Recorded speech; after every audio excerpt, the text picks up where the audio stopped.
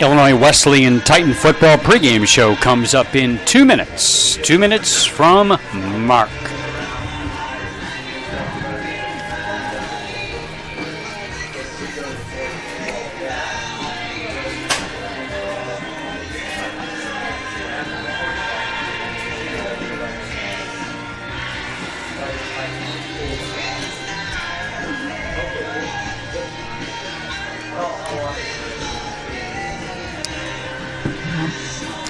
Titan pregame show coming up in 90 seconds. 90 seconds from Mark.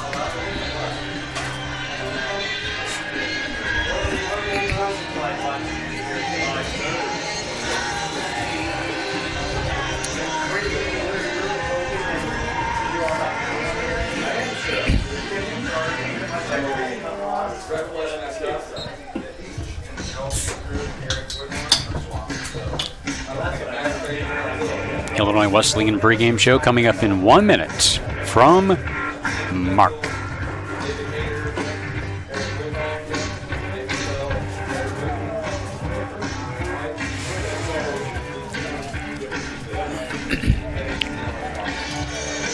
think we're getting ready to go there, Katie.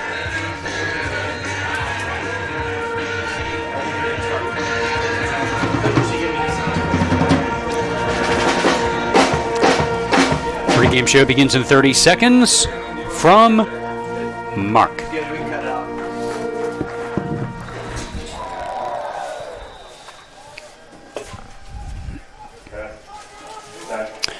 20.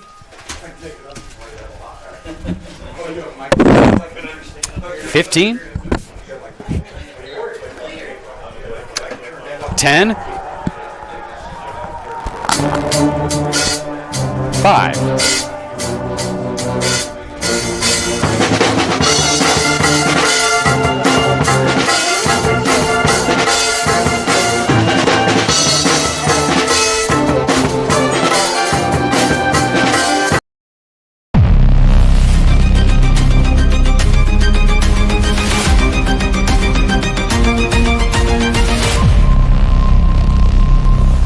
History for Illinois Wesleyan basketball.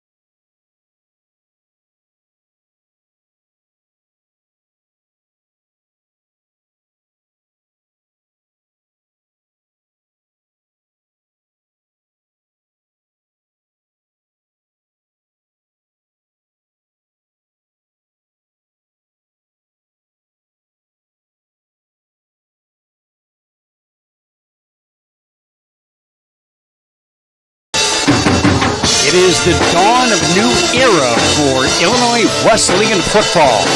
Today we welcome a new but familiar face to the sidelines as the Titans try to get back to the top of the College Conference of Illinois and Wisconsin. Live from Tucci Stadium at Illinois Wesleyan in Bloomington. This is Illinois Wesleyan Titan football on 88.1 FM, WBSN at IWSports.com. The 2025 season opener for the Illinois Wesleyan Titans as they take on the Dutch from Central College of Iowa. Good afternoon, Eric Stock along with Joe Swanson. Glad to have you with us to kick off a new season and a new era for Titan football. And Joe, every year begins a new feeling of hope. It's easy to dream about the possibilities when a new coach takes over in particular. Now it's been a minute since that's happened here at Illinois Wesleyan. Norm Esch, the winningest coach in CCIW history, retired after a 38-year career, and now enter Jared Williamson, the new man on the Illinois Wesleyan sidelines. Yeah, no doubt, more hope, new energy, new season, and we'll see what happens here against really, Eric, a high-quality opponent in Week 1 in Central. Titans did not get off to a good start a year ago, looking for much better things here this afternoon. And a new era that we're looking forward to delving into as the day goes on, but a lot of excitement, a lot of energy as we look to see how this team will fare in 2025. Well, the man of the hour is Jared Williamson, and our Matt Sossler, our sideline reporter, caught up with the coach earlier today. Pre-game before the Illinois Wesleyan Titans kick off 2025 against Central. Matt Sossler alongside head coach Jared Williamson. Coach, first off, congratulations. Welcome back to Bloomington. What are some of the emotions right now returning to a place that was one of the first stops in your coaching career? I think I've had those emotions probably the last 6 months. No different emotions right now in terms of anything unusual compared to the last 20 years of coaching. I'm always excited to get the season started. I'm always excited to compete and see our players. You get the real picture when you play games. There's no scrimmages, there's no practices. You get the real picture and really measure yourself where we at after training camp. So I'm excited for that. The other things you might be referring to were probably all in the last 6 months. Coming back, seeing so many familiar faces and moving the family and all those things are behind us. With the grind of the season, you keep on plowing at the next task at hand. Game week looks a little different than training camp. Reflect on the last week of practice. What have you seen that's been different out of your team, back in class, back in the normal football season routine compared to the off-season workouts? We've really just kind of narrowed down the focus, and you go from installation mode to really focus on situational football and then what you might think the other team is going to do with Week 1. Not sharing any film with each other. A lot of unscouted looks in Week 1 no matter what, but especially with two teams not sharing any film, non-conference. You kind of just focus on your own preparation and situational football. Hey, here's how people can line up versus us. Here's how we need to line up versus some stuff they've done in the past, or maybe it's a new coordinator. What has he done in the past? So you really just focus on more situations and what we call look teams or show teams, right? Those scout looks that you're going to see. So you stop doing as much Wesleyan versus Wesleyan, and you start prepping for the opponent. Matt Sossler alongside Titan head football coach Jared Williamson ahead of their opener against Central. Coach, you have a very young team. A lot of your team consists of freshmen and sophomores. How have they transitioned into not only your system, being a first-year head coach here, but to college football in general? Done a really good job so far. It's a long season, though. And so we have, I was telling them it's like eating an elephant one bite at a time. We're just a few bites into this thing. And so to stay consistent is the hardest thing to do in sports. So good job so far. But that focus right now, especially when you get into game week, because once you hit the first one, you blink and it's week 8, it's week 9. So that weekly focus is what we're going to need to get a lot better at. But in training camp, it was a really smooth camp. What are you expecting out of your group today? I would expect a group that plays with a lot of passion, emotion, and enthusiasm. Like you mentioned, a young group, but for me, the youth of their inexperience, I guess, in terms of snaps and reps, brings a lot of excitement as well. They're excited to make a name for themselves, to say, hey, this is why I came to Illinois Wesleyan, to get on the field. So whether that's somebody who's a junior, senior, who hasn't had a lot of game reps, or like you mentioned, a freshman, sophomore, there's still an excitement and enthusiasm of, hey, it's my turn. The lights are on. Let's go execute. Personally, you stepping on those sidelines, what are you most excited for week one? I just love competition. I originally got into coaching because I love the game of football and love competition. So I love to compete. I love doing something really hard with a big group and trying to have an outcome that's all about the team. So when you take a big group of people and you go attack something that's very difficult to do, that'll get you up in the morning early and keep you up late. It's just a fun thing to go about doing things. And like we've told as many people as we could, we love competitors. So if me and you were playing cards, I love playing Uno with my kids. I mean, I'll put a draw 4 down on my youngest, right? Because you love competition and you want to compete. And so that's what the first game usually brings. Matt Sasser alongside Titan head football coach Jared Williamson. Kickoff against Central coming up in just a moment. We talked about some of the younger guys on your roster. You do have a healthy group of upperclassmen, a solid group of captains. What have they shown this week in practice and throughout the offseason? What are you most excited for them? Well, I'll go back to why they were voted captains by their peers in the spring. I think they just, what I tell the kids before we vote for captains is, if someone's just in the class, if someone's walking on the street, why do we want to select these people to represent us in academics, athletics, and their social life? You would be okay with them representing you and saying that's what Titan football is. So I think that just that respect from their peers and how they carry themselves in all those areas is unbelievably important, and they continue to do that for us. But also we have some guys that have played some football as well, like you mentioned, Matt Hansen, Joe DeMeo, Danny Kent, Jahari Scott, Dermot Smythe. They've all played in games, right? They've all done a really good job competing before in the CCIW. They know what it takes. They've had successes, they've had failures, so they can really paint the full picture to the rest of the roster with their preparation, their intensity, their leadership, and they've done a good job of doing that. Narrowing in on the Dutch, what are some of your initial thoughts on Central? Very good football team, really stout, stingy defense. Had a lot of national rankings last year defensively in terms of what they held people, very senior-laden defense. On offense, they challenge you in a lot of different ways. They won't just do one thing. They'll make sure that your alignment and your assignments and your keys are all intact. And if you mess up on one of those, they'll take advantage of it. Well, we'll be interested to see who plays quarterback, if it's multiple people this year, if it's just one quarterback who has experience. So we'll see who they trot out under center.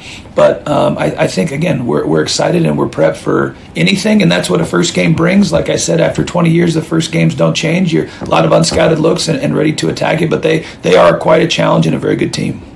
Final question, what's one thing that has to go right to get a Titan W in week one? We have got to make this a sloppy, ugly football game. We're not going to get into a shootout 50-49 and have success versus this team. We have to challenge them with tempo on both sides of the football. We can't lose a turnover battle. If we're running the football and stopping the run, you'll see a very good, exciting football game. If we struggle in one of those areas, it's going to be a challenge. Matt Sasser alongside Illinois Wesleyan head football coach Jared Williamson on 88.1 WESN and IWSports.com. Along with their family members and honored guests. Today we're honoring one senior manager and 11 student athletes who have been instrumental in the continued growth of Illinois Wesleyan University football. During their time at Illinois Wesleyan University, these 11 young men and a woman have distinguished themselves by their outstanding play on the field, tremendous academic achievement in the classroom, and as leaders and role models among their teammates in the locker room. In their role as seniors within the Titan football program, each of the athletes gathered before you have demonstrated a commitment to the greater success of the team, unwavering loyalty to their teammates and university, and great personal sacrifice as individuals. At this time, we gather for the first home football contest of the 2025 season We ask that you please rise and show your Titan pride as we introduce our seniors and guests whom they have chosen to join them in their journey at Tucci Stadium this afternoon. Today's recognitions begin with a graduate of Elmwood High School and current secondary education and history major. Being escorted to the field by her parents Kathleen and Tom is senior student manager Eileen Conklin.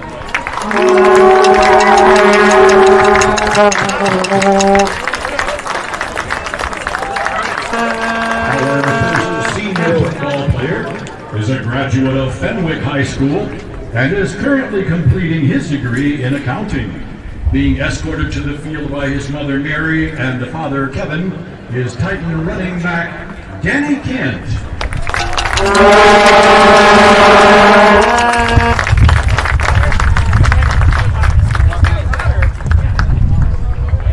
Our next senior is a graduate of Lake Bluff High School and is a current psychology and sociology double major. Being escorted to the field this afternoon by his mother Tisha, sisters Takora and Jasmine, and brothers Jojo and Taiwan is Titan running back Jahari Scott.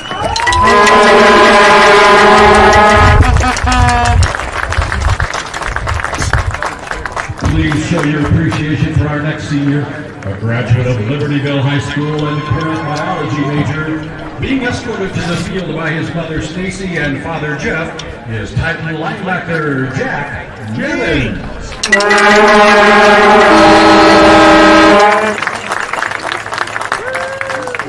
Entering Tucci Stadium at this time is a graduate of Kankakee High School and an elementary education major.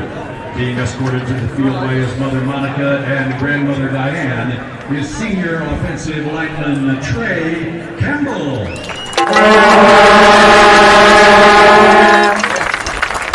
Our next senior is a graduate of McHenry Community High School. He's currently pursuing a degree in secondary education and history. Being escorted to the field today by his mother Sandy and the father Nat is Titan offensive lineman Luke Zunkel.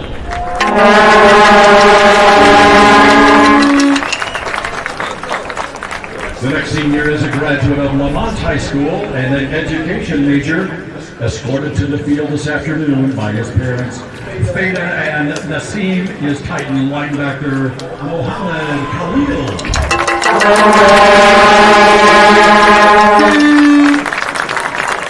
Please show your appreciation at this time for this graduate of John Percy High School and current finance major.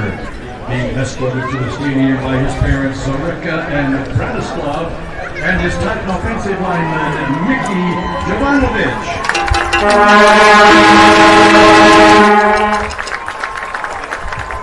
next senior is a graduate of Geneva High School and an elementary education major.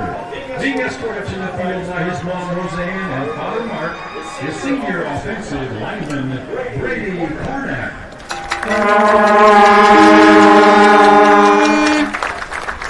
Entering at this time as a graduate of Niles North High School and current finance major, being escorted to the field this afternoon by his mother Pretty is Illinois Wesleyan University senior offensive lineman Justin Mariah.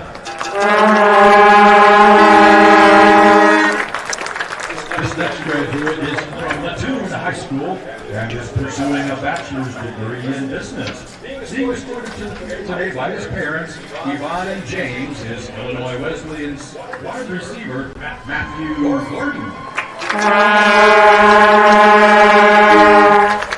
Our final senior introduction this afternoon is for Victor J. Andrew, high school graduate and current finance major. Being escorted to the field by his mother Denise and father Sonny is Tyson senior defensive lineman Andrew London. Ladies and gentlemen, coaching staff, student athletes, and administration of Illinois Wesleyan University would like to extend a sincere thank you for your attendance this afternoon and for your continued support of Illinois Wesleyan University Athletics and the Titan football program. In recognition of their outstanding achievement, we ask that you please provide one final round of applause for the entire senior class.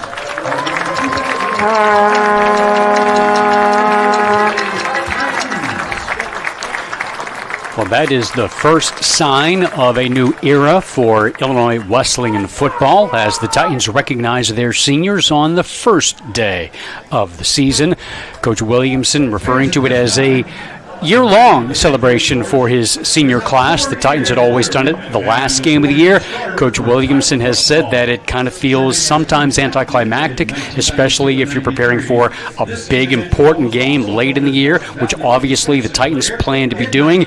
You also have the other elements, the weather, harder to get the grandparents to come sometimes if there's snow on the ground, that sort of thing. So he looks at this as a year-long celebration for his seniors, and there's going to be a lot riding on them this year as they carry the mantle from one era to the next. Yeah, they're going to have to provide leadership. A small senior class this year for Illinois Wesleyan, having to embrace a lot of change over the last 9 months. New schemes, new players coming into the program. But that leadership, Eric, is going to be absolutely vital to carry things forward in the 10 games this particular season. Well, a lot has happened since Illinois Wesleyan replaced their football coach, and we'll go into that with Matt Sossler in just a little bit as we meet the new man, Jared Williamson, coming over from Roosevelt, a program that he took over and founded at Robert Morris College 15 years ago, and they merged into Roosevelt, built the program from scratch. The only coach in the program's history, took them from nothing to champions, and he's looking to have a similar trajectory here at Illinois Wesleyan. He had a 73-68 record at Roosevelt/Robert Morris, which is impressive considering, again, he started the programs from scratch. But he has Illinois Wesleyan in his history, as we talked about. He was a grad assistant on the Titans 2007 and 2008 teams, then was the offensive coordinator for the 2 years following that, and he was the offensive coordinator the last time Illinois Wesleyan advanced in the Division III football playoffs. And even though he left for 15 years, he never took Illinois Wesleyan out of his sights, and he is just thrilled to be back in town. Yeah, he certainly is, and he understands how special of a place Illinois Wesleyan is. Certainly dear to his heart as well. And he will pump a ton of energy into this program, Eric. This is going to be an intriguing opener. A lot of new players for Illinois Wesleyan, as we talked about, new schemes, new fit, everything new, but also new energy inserted into the program as well. But we've been looking forward to this kickoff for quite a while, and it's interesting as well as Coach Williamson starts his tenure here at Illinois Wesleyan, taking on a quality program in Central who has been consistently good for a very, very long time. You kind of look at these programs kind of very parallel to each other. Consistency in coaching, consistency in success as well. So a high-quality opponent in week number 1. So this will be really intriguing to see how this plays out on the football field here this afternoon. And the parallels go further between the two coaches. Jared Williamson, of course, having spent some time here in Bloomington in his first coaching gig. Jeff McMartin, one of his first college head coaching, college football jobs was at Illinois Wesleyan back in the early 90s. He was a defensive line coach under Normesh and Mike Murray, the defensive coordinator at that time. He was also a track coach for Illinois Wesleyan at that time before he moved on and eventually became the coach of the Central Dutch, and now in his 22nd season, one of the winningest active coaches in Division III football. Never had a losing season in over 2 decades, 163 victories and 50 defeats and 6 conference titles. He has had that program rolling. Just missed the playoffs last year with an 8-2 record. They were 3rd in the very rugged American Rivers Conference, the ARC, and they are picked to be near the top again this year as the number 2 ranked team preseason in their conference poll. Illinois Wesleyan is picked for 4th in the CCIW this year, behind North Central, Wheaton, and WashU. But of course, it's not just one man. It is an entire staff that is charged with taking this program here in 2025. 6 assistants. We mentioned Mike Murray a couple of times as he's making his third trip back to Bloomington as Illinois Wesleyan coach. Also a new offensive coordinator, and Eli Kasanovich, and a crew of young men that have brought a lot of energy into the program and have spent a lot of time knocking on doors and meeting new kids and bringing in a ton of recruits in over the past 6 months to not only build for this year, but also the succeeding years. Absolutely, and trying to build a recruiting base. And obviously Coach Williamson with a lot of connections up in the Chicago area, but expanding that out across the state of Illinois, also into Missouri as well. So certainly that recruiting base, that fertile ground of bringing players in, vitally important, and that's going to take an entire staff to be able to get that done. But it starts with that leadership at the top, and that's what makes things exciting here as we start the new tenure of Illinois Wesleyan football. We have some players to watch, and some of them will be familiar, some of them not. There's a lot of new look to this. There is some new look to this Illinois Wesleyan team on both sides of the football. Let's start with the Titans on offense. Yeah, and certainly a player to watch for Illinois Wesleyan on the offensive side of the ball, the quarterback Dermot Smythe. And, a lot of new players, and obviously going to be interesting at the wide receiver position. It'll be interesting at the backfield. We'll talk about some injuries here in just a few moments, but Dermot Smythe brings that calm, coolness in the pocket, starting a 3-year starter, got in his 3rd year now, and obviously a lot of confidence from that young man. I think that's exactly what the program needs right now, is that confidence in the huddle. He's going to have to lead them down the field all afternoon against a team in Central that has played very good defense for a long time. So a lot riding on his shoulders, but that experience is going to be extremely helpful. And now on the defensive side of the ball. Yeah, John Gavin in the middle of that defense. Boy, he was a ton a year ago. And a couple guys to really watch up the middle. And I think that really is nice for Illinois Wesleyan. You got experience with Gavin from the linebacker position. And the other guy up the middle is Matt Hansen at defensive tackle as well. Those two guys solidify the middle of that defense. That's going to be a real key for Illinois Wesleyan. There are a lot of new pieces, both schematically, but also just a lot of new personnel on the field. Boy, it's nice to have that inside of that linebacker position in John Gavin. If you're looking at Central College, a key player to watch for them, Hunter Hoffman, who was a 3-year starter at quarterback. The Titans did not see him last year. He was sidelined early in the year because of an injury, but still had a substantial amount of time at the quarterback spot. The senior from Pecatonica, Illinois. And Cam Schulte, a junior wideout from Pella, Iowa, put up some big numbers against the Titans last year and had a very good season with 9 touchdown receptions on the year. Let's look at the keys for today's matchup, how the Titans, what they need to do to get off on the right foot. Yeah, first of all, for Illinois Wesleyan on the offensive end, boy, it is controlling the football, and that's going to really start at the line of scrimmage. That is going to be a key for the Titans. We need to shorten this game. The defense was on the field a ton a year ago in Pella. They're going to have to limit the time the defense is on the field here this afternoon. And, Eric, it's going to really start up front. They're going to have to be able to neutralize that defensive line for Central, and it's about producing first downs here this afternoon. Down the other side of the ball on the defensive end, first of all, you're going to have to be able to get off the field on 3rd down. 94 plays is what Central had a year ago against Illinois Wesleyan. That is going to be a real key for the Titans. And again, it's going to be at that line of scrimmage. Can they match Central at the line of scrimmage here this afternoon? Those will be keys on both sides. This game is going to be won right at the line of scrimmage. And that's where Central really took it to the Titans last year. Hopefully Illinois Wesleyan gets off to a fast start, Eric, this season. Got off to that really slow start last year. And really, by the time they got themselves into the game, they were 3 scores down in Pella a year ago. It just really never got back in the contest. These two teams do not have a long history together. They played for the first time here 2 years ago in Bloomington. Central called and said, hey, we need an opponent. So the Titans hosted them, and then they established a home and home. After that, the Titans went to Pella last year, as Joel alluded to. Both of them were Central wins, 38-13 back in 2023, and then the 49-14 win for Central last year. This is the end of the series, as the Titans will find a new non-conference opponent for 2026. And actually, they'll have to find 2 as WashU leaves the CCRW after this season. More on that as the year goes on. But now we're getting closer to kickoff, just a couple of minutes away, as we get set for the kickoff to the 2025 season on a picture-perfect Saturday afternoon that we skipped late summer, went straight to fall. Saw some light jackets out amongst the fans that have filled Tucci Stadium here today.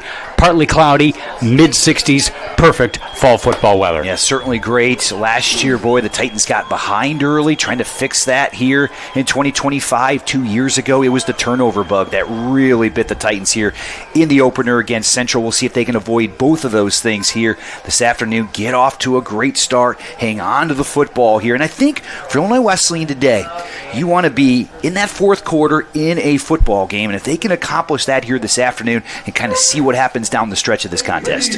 Titan Pep Band getting ready for the performance of today's national anthem before the 2025 lid lifter here this afternoon between Illinois Wesleyan and Central College.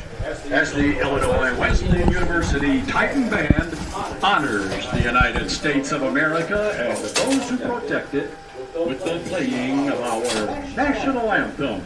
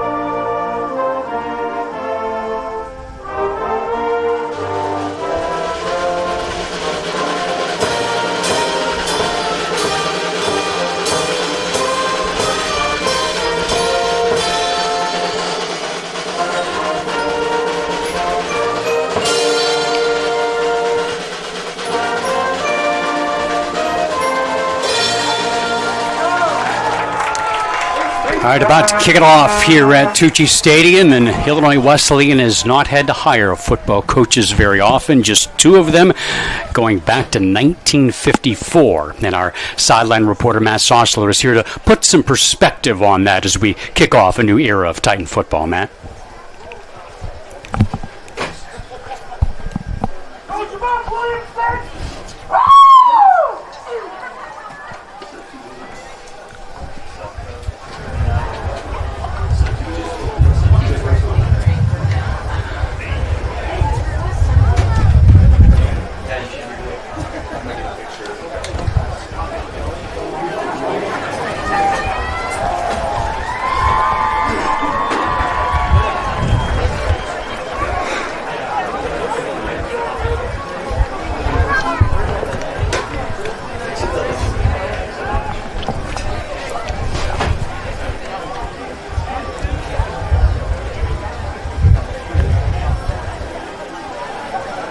We're about to kick it off here this afternoon as Illinois Wesleyan takes on the Central Dutch from Pella, Iowa. Made the 3.5-hour trip southeast, coming from the Hawkeye State, about halfway between Iowa City and Des Moines. Titans made that trip last year, and the Titans captains on the field.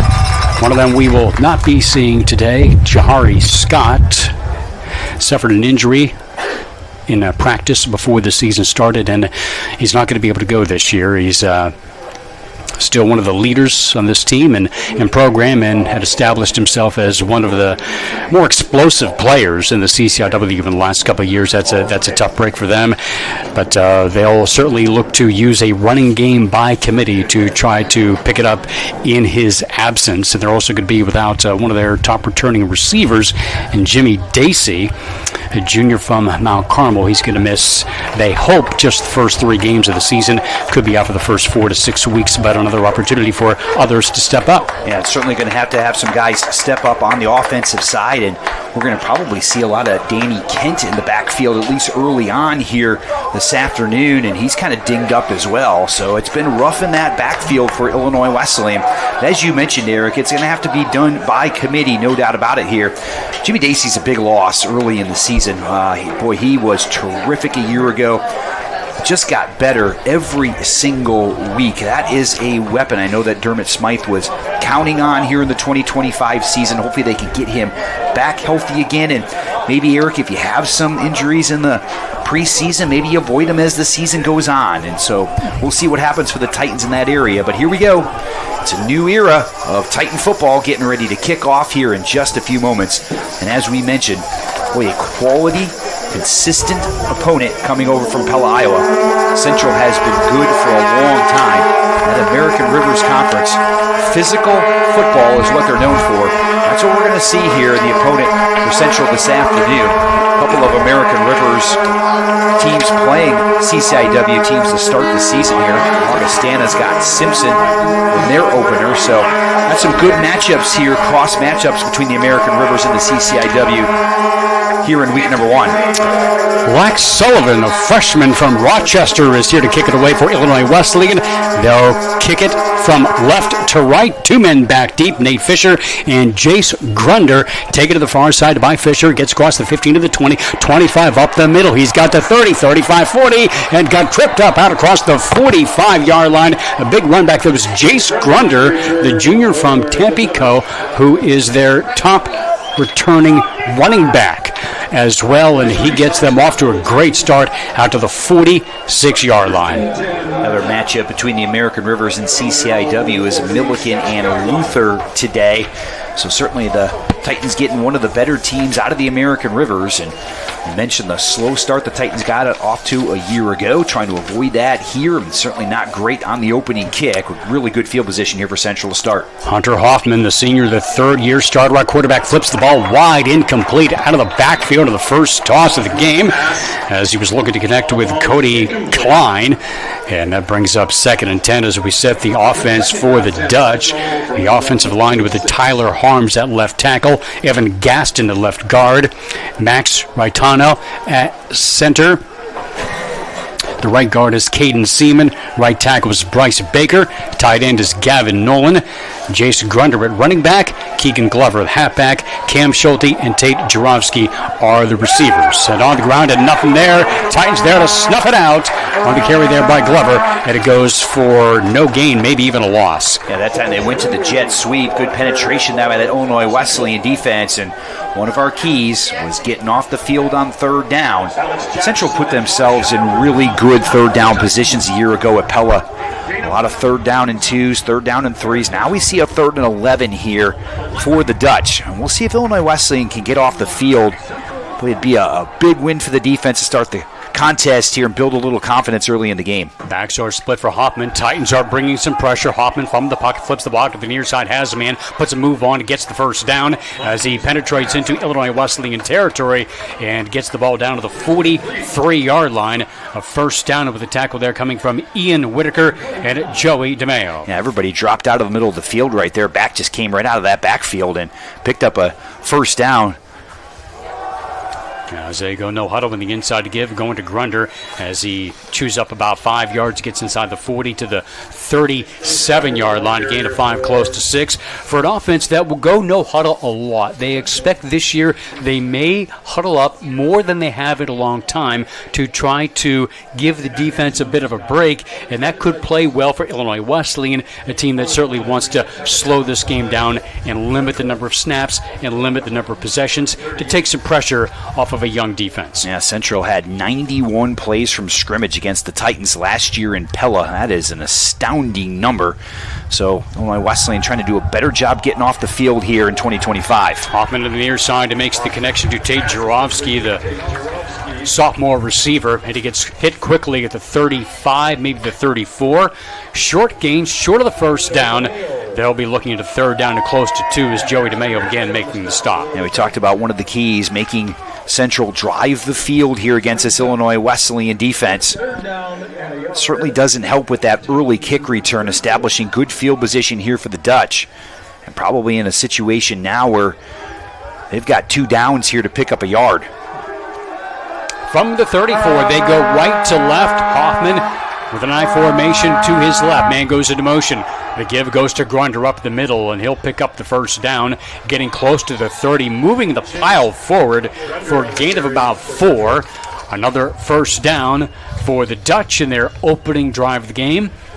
In their all white jerseys, white and red, Central across the front of the chest, and white helmets and a red C in the side and 2 stripes. Titans in their home green and white, and Titans across the front of their jerseys in green helmets and the Titan logo on the side. Ball placed at the 29-yard line as the Dutch go right to left in the opening drive of the game and the season. Again, it's Grundler. Little botched handoff, but Grunder able to collect it and turn upfield and gets inside the 25 to the 24 for a gain of 5 for the Dutch. Grunder led Central in all-purpose yards a year ago, just a shade under 100 yards per game at 98.3. He was a big returner. When you got some experience with Hoffman in that quarterback position, they've got some experience in that backfield coming back against an offense that was pretty good. Glover in motion, play fake. Flushed out of the pocket, steps up to his left and dumps it, and Glover wasn't expecting it. I think Glover was expecting to help block for him downfield, and all of a sudden the ball flipped to him and hit him in the face mask, and it goes incomplete. Another third down situation now for the Titans. This one not as good as the last one, though, at 3rd and 5. Central was able to convert a 3rd and 11 on this particular drive. See if the Titans can get the job done. Last time we saw a situation where they were behind the chains on 3rd and 11. Titans brought some pressure on Hoffman. We'll see if they do it again here on 3rd down and 5 yards to go. 9th play of the drive for the Dutch. No score, nearly 4 minutes in. Hoffman flat-footed near side and throws it behind Schulte, who is cutting to the end zone, and the ball thrown directly behind him. He was supposed to cut off the route and come back, and the ball goes behind him incomplete. It's Ashley Brantley in coverage, the junior from Los Angeles. And 4 down territory, it would appear, for the Dutch on 4th and 5. Yeah, about a 40-yard field goal attempt is what it would be here. So they're going to decide to go for it. This becomes a really significant play. We're early in the contest, but Illinois Wesleyan got off to such a bad start a year ago. A lot of new guys on the field, trying to build some confidence. This really is a significant play early on. They're jumping up and down on the Titans sidelines for this 4th and 5 play. Hoffman on the slant, hits his man Glover. It's a first down as he turns upfield to the 15 for a gain of 9 as they convert the 4th down and 5. Boy, that looked like senior to senior right there. That looked like a connection that's been done before. And a nice just in route that time by Glover. Able to pick up a first down. Just as smooth as Hoffman just surveying the defense. Just caught Glover on that slant. And the linebacker just couldn't get there fast enough for the Titans. Still no score, 15-yard line. Dutch going right to left, trying to punch it in on their first drive of the year. The blitz coming from the right. Hoffman hands it off in time to Grunder. Turns upfield, gets inside the 10, and spilled at the 9 for a gain of 6. With a tackle there from Joey DeMeo once again, along with Ashley Brantley. Yeah, we see now Central in the red zone. We've already chewed up the first 5 minutes of this contest already. Getting the plays in from the sideline here, trying to punch it in. Titans have had their chances here to try to get off the field. Forced a 3rd and 11. Central in their own end. A 4th down just a few moments ago. Just haven't been able to make the plays here so far on the defensive side. The Dutch have been able to keep this drive alive, and an impressive drive here, especially those 3rd and 4th down conversions. 2nd down in 3 from the 8. Glover in motion to the far side. He gets handoff on the sweep, has a couple of blockers, tries to turn the corner, gets inside the 5, dives to the end zone, and he is in for the Central touchdown. Yeah, nice job on that jet sweep right there. Glover made 2 key plays on that drive. Caught the slant on 4th down and was able to get that jet sweep, be able to turn that corner. But really nice job by the Central offensive line, and even those guys on the outside blocking on the perimeter, really sealing down those linebackers inside for Illinois Wesleyan. Could not get out to the perimeter right there. And it's going to be 6 points for the Dutch and a quick start for Central. Now for the extra point, Andrew Mohan. And the kick is up and good off the snap from Connor Folk as they take the opening kick, set up on a big return by Jace Grunder that got them out to near midfield, and they methodically move down the field, converting several 3rd downs and a 4th down deep in Titan territory. They go 54 yards in 12 plays and get the first lead of the season. Yeah, and certainly a couple things set up against the defense right there. Certainly the field position really good for Central to start that first drive. And Illinois Wesleyan, one of those keys was getting off that field on 3rd down. Couldn't do it on third down, couldn't do it on fourth down. And certainly cost them some points right here. We'll see if the defense can tighten up a little bit as the afternoon goes along. Now we're going to see the offense here for the first time. But first of all, we got to be able to secure this kick right here. And we'll see if the Titans can match that really nice return by Central to start the game. They got the ball all the way out to their own 46-yard line. We'll see if the Titans can do the same right here. On the kickoff for Central, number 28. Titans have 2 men back to receive. Will Naza, a sophomore from Barrington, along with Sam Keller, a freshman from Central Catholic High School in Bloomington. And it's Andrew Mohan, the sophomore from Waverly, Iowa, with an end-over-end kick taken to the near side by Naza. Angles to the left, has the 15, now cuts back to the middle of the field and gets sandwiched across the 20 near the 21-yard line as we see the Titan offense debut under their new coach and new coordinator, but a 3-year starter at the helm. And Dermot Smythe played a good part of his freshman year, started start to finish last year, completed 58% of his passes for over 2,000 yards, 18 touchdowns, and 9 interceptions, 27 touchdowns through the air and with his feet last season. He lines up the Titans at the 21-yard line, now going left to right. 2 tight ends will shift from the far side of the near. As Smythe awaits the snap, turns and hands the ball off on first down. It's going to be a short gain in between the tackles.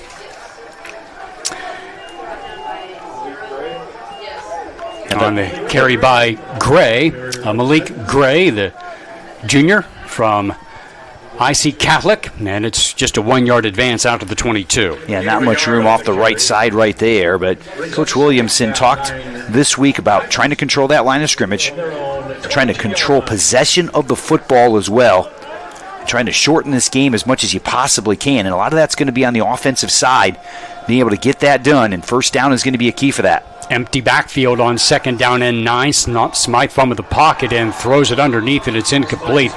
Broke it up as he tried to connect it with Cooper King, their junior tight end from Lyons Township. As we go to third down, let's see if we can set the Titan offense for you after this look here on the incompletion.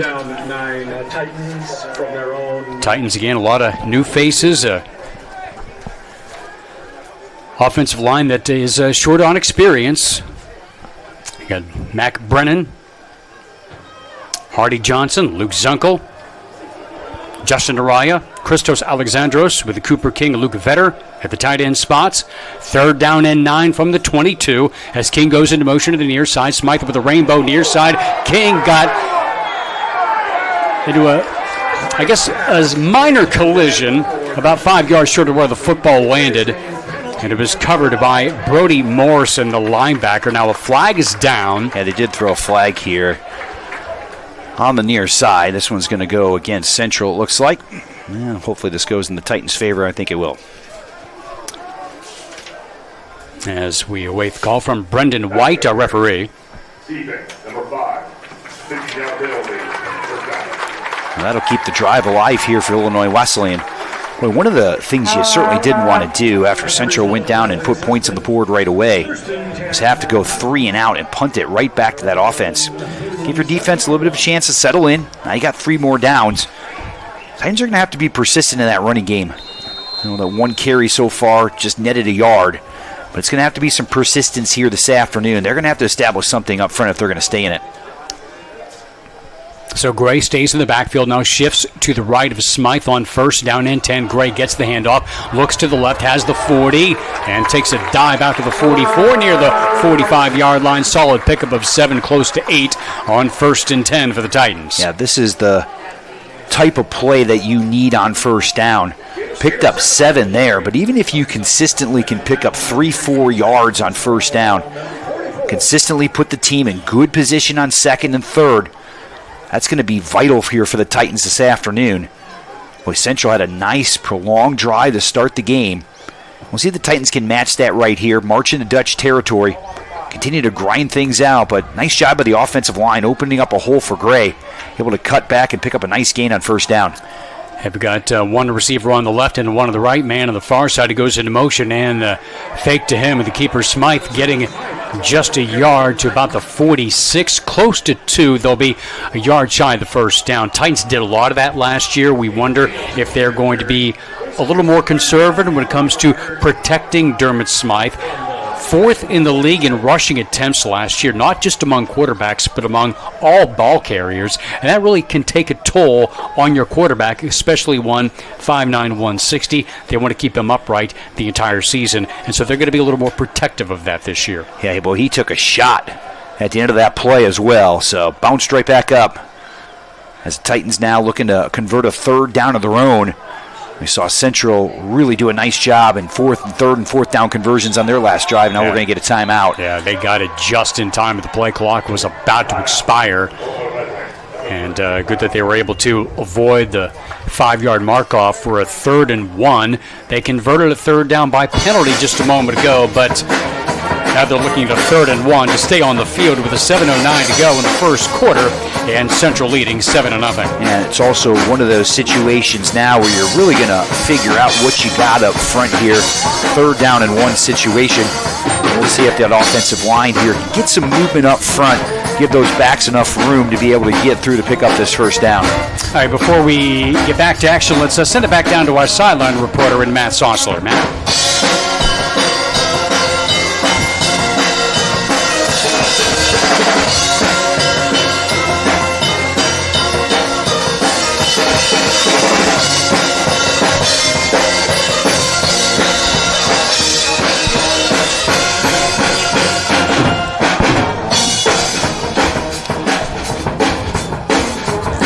All right, it's a 3rd down and 1 for the Titans. 7:09 to go in the first quarter. Their 5th play of the drive. Gray in the backfield about 5 yards deep as Smythe goes under center. Man goes into motion to the far side as Smythe waits the snap, turns, gives to Gray. Hit of the backfield and trapped and taken down. Did not get back to the line of scrimmage. Senior linebacker Cole Clark from Lisbon, Iowa, leading the way on the stop for the Dutch. And Illinois Wesleyan, boy, maybe if it's 4th and inches, maybe you go for it, but now it's 4th and 3 after that loss. Yeah, you might think about it if you're on the other side of the 50 possibly. Going for it here on 4th down, just can't give up that type of field position. And we'll see if they can do a little better job here in the field position battle, trying to punt Central all the way down on their own end. Certainly that kick return to start the game, that really hurt the Titans, giving Central really good field position. Now the punt. And a fair catch is taken at about the 17-yard line by Gavin Smith, senior from Audubon, Iowa. So 6:20 remaining in the first quarter, and Illinois Wesleyan back on defense as they trail 7-0. Now we kind of see what we thought we would see from Central here early in the game. Solid on the offensive end, conversions on 3rd and 4th downs, a tough physical defense as well. We saw that on that 3rd down stop was a huge play on 3rd and 1. So far this contest has really come down to 3rd down conversions for the team in white, and so far the team in green hasn't been able to get it done. Hoffman now for the 18, and he gets taken down at the 19-yard line.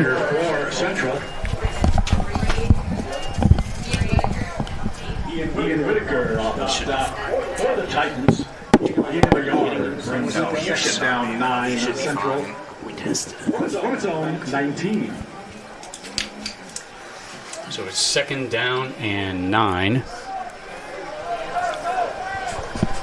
from the 19-yard line. 7-0 advantage here for the Dutch as Glover goes in motion to the far side. There are 3 receivers in the formation. High snap, play fake. Hoffman to roll to the right, throws on the move, has a man wide open. The catch by Glover out across the 40, 45, 50. It gets pushed at midfield and into Illinois Wesleyan territory.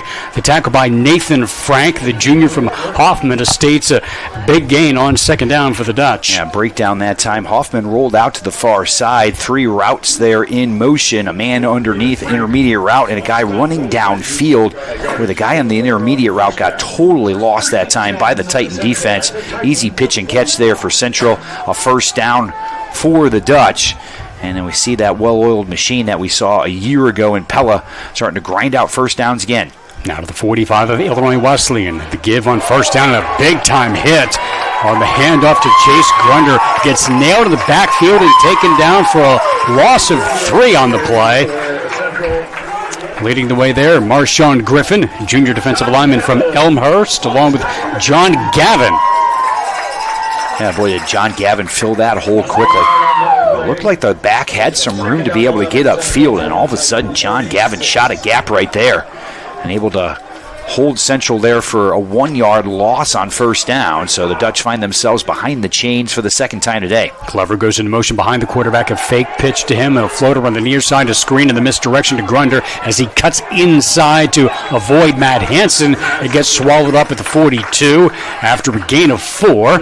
A number of Titan tacklers in on the play, including John Gavin, and it will bring up 3rd down and 6 here for the Dutch, leading by touchdown here in the first quarter. And it brings up the same question we saw on the last drive. Can they seal the deal here? Can you get yourself off the field? 3rd down and 6 now here for Central. Might be in a situation where you're facing 2 downs to be able to pick up 6 yards again. And can the Titan defense seal the deal and get off the field? 3rd and 6 at the 41. 3:40 to go in the first quarter. Trips to the right, single man to the left for the Dutch. Hoffman from the near hash mark, and the play blown dead. Flag coming from the far side of the field. Might have been a little early movement that time out of that 3 receivers there on the far side. So a false start here against the Dutch. That will take it back to a 3rd and 11. It certainly changes the situation here now for Central. Saw them pick up a first down. Last time they were behind the chains on 3rd down. And we'll see if Illinois Wesleyan here, what they're going to do defensively, what kind of pressure they can bring here against Hoffman. You can see the experience that Hoffman has, but when the Titans have been in that backfield and able to look over that defense, dump that football off, and be able to get those backs downfield. So another significant 3rd down. They certainly have not gone the Titans' way here so far in the first quarter. Wesleyan with a 3-man front. They show blitz on 3rd down and 11. Hoffman takes the shotgun snap, looking from the pocket. They flush him out. He takes off. He's going to head for the first down, and he gets flipped at the 35 down to the 34, but is able to pick up a first down after a gain of 12. John DeGastino, the junior from Lake Zurich, in on the tackle, but not before the Dutch move the chains and go no huddle once again. Well, the offensive line picked that up nicely that time for Central. Glover to motion and all kinds of motion on the offensive line there for the Dutch. Hey, remember, it's week 1.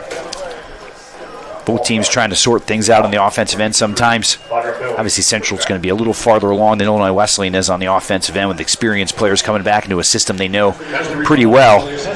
They'll lose 5 yards right there. For those last 2 3rd down plays, both of those, Central's done a great job picking up some pressure from Illinois Wesleyan. Opened up the middle of the field. First time a little dump off to the back. That time Hoffman saw green turf in front of him, was able to pick up a first down. But that experience at that quarterback position so valuable there for Central. Well, they find themselves behind the chains. Good opportunity here for Illinois Wesleyan. Well, the Titans have just not been able to get it done on 3rd and 4th down here to start the contest. 1st and 15 from the 39 of Illinois Wesleyan. Central up by touchdown as he looks to throw underneath and batted down to the line of scrimmage. Marshawn Griffin got a paw on that football to knock it down. Yeah, nice job getting 2 hands up there on that particular play. And Hoffman has that pass broken up by the defensive lineman on the outside. So 2nd down and 15, another great opportunity here for the Titans defense. They've had them so far. Just haven't been able to take advantage of them. And so far, the Central offensive line has been able to keep Hoffman pretty clean back there. Let's see if that pressure picks up as the game goes along. 2:30 to go in the first quarter. Hoffman with some time, ranges to his right. Now pressure coming from Hansen. Dumps it off and incomplete as the ball slipped through the hands of Cody Klein. That brings up 3rd down and 15 for the Dutch. Nice job by Matt Hansen that time. D-tackle on the inside. He's going to be a huge key for this defense this year, both against the run and getting pressure up the middle as well. Did a nice job. Made Hoffman flush out that time to the far side. When that happens, and it cuts the field in half. The junior from Marist, the first 0 in Illinois Wesleyan Titan football history. They had to stretch out the jersey just a bit for the defensive lineman to wear the 0, but he wears it well. And it's a 3rd and 15 for the Dutch. They're up by a touchdown. Hoffman now flushed out under some pressure. He's going to take off. He's got a lot of room, but he's got a lot of room to gain, and he'll be stopped well short of the first down at the 32-yard line. Joey DeMeo with some help as they perhaps figure they have a more manageable 4th down in what is likely 4-down territory. Now 4th and 9 at the 33. Yeah, you got 7. Now let's see what you can do here, maybe closer to 6. And another great opportunity here now for the Titans. They have not been able to answer the bell yet in this contest and actually get off the field. Boy, we've already seen 4 situations, really good, opportune situations for the Titans to be able to get off the field. They haven't done it yet. We'll see if this is the time. 10th play of the drive, 3-man front. Titans are showing blitz from both directions. And he hits his man to the near side at Schulte, slips a tackle inside the 15 to the 10 to the 5, dodges a tackle, and he's into the end zone for the Central touchdown. Oh, just an out route right there. Titans brought pressure once again. And you can see Central doing a really good job picking up the blitzer to the outside. It was man-to-man coverage here on the near side. Schulte made a nice move. Was able to break a tackle and find the end zone. And boy, you're going to talk about those opportunities again for the Titan defense. Just not able to answer the call there on 3rd and 4th down again on that drive. And they find themselves now down 13-0. And we'll see if Central will tack on that extra point, and they do. Andrew Mohan knocks it through as it's 14-0 lead with 1:25 to go in the first quarter. Another long drive. This one longer in terms of distance as they go 82 yards in 10 plays to punch it in and make it a 14-0 game. Well, Just Thrive Health, founded by Illinois Wesleyan baseball alum Billy Anderson and his wife Tina, proud parents of former Titan athletes Nina and Marco Anderson. Just Thrive, it takes guts to be healthy. Just Thrive Health, founded by the Andersons, and we are happy to have them on as a ongoing sponsor of Illinois Wesleyan athletics this season. So now the Titans try to bounce back after a fairly quick first possession. They picked up 1 first down before they had to kick it away. Mohan again to kick it deep. Will Naza, Sam Keller, back deep. Naza camps under this one at the 10. Outside the numbers on the near side has the 15 to the 20. Has a hole. 35-40. One man to beat. Down the sidelines. 35-30. He could be gone. 15-10. 5 touchdown. Illinois Wesleyan. No flags. Will Naza, the sophomore from Barrington, with a big play just when the Titans need it, takes the kick 90 yards to the big house. Yeah, absolutely. Boy, you talk about switching the energy, switching the momentum of the contest. One play, and the Titans right back in the game as Will Naza takes it the distance. Special teams making a difference there for the Titans as they try now to get back within 14-7 here. But boy, that answered the call very quickly. A.J. Vavrick on to attempt the extra point, the new place kicker for Illinois Wesleyan. And he knocks that ball through the uprights to make it a 14-7 game with 1:12 to go in the first quarter. Yeah, you look at a couple of plays here so far in this contest. Illinois Wesleyan not able to get off the field on a couple of 4th downs. Couldn't convert a 3rd down and 1 when they had the ball in the last drive. That got Central out to that 14-0 lead. Well, you feel like if you can make a couple plays there on the defensive end, maybe you keep the Dutch off the scoreboard at least 1 out of those 2 drives.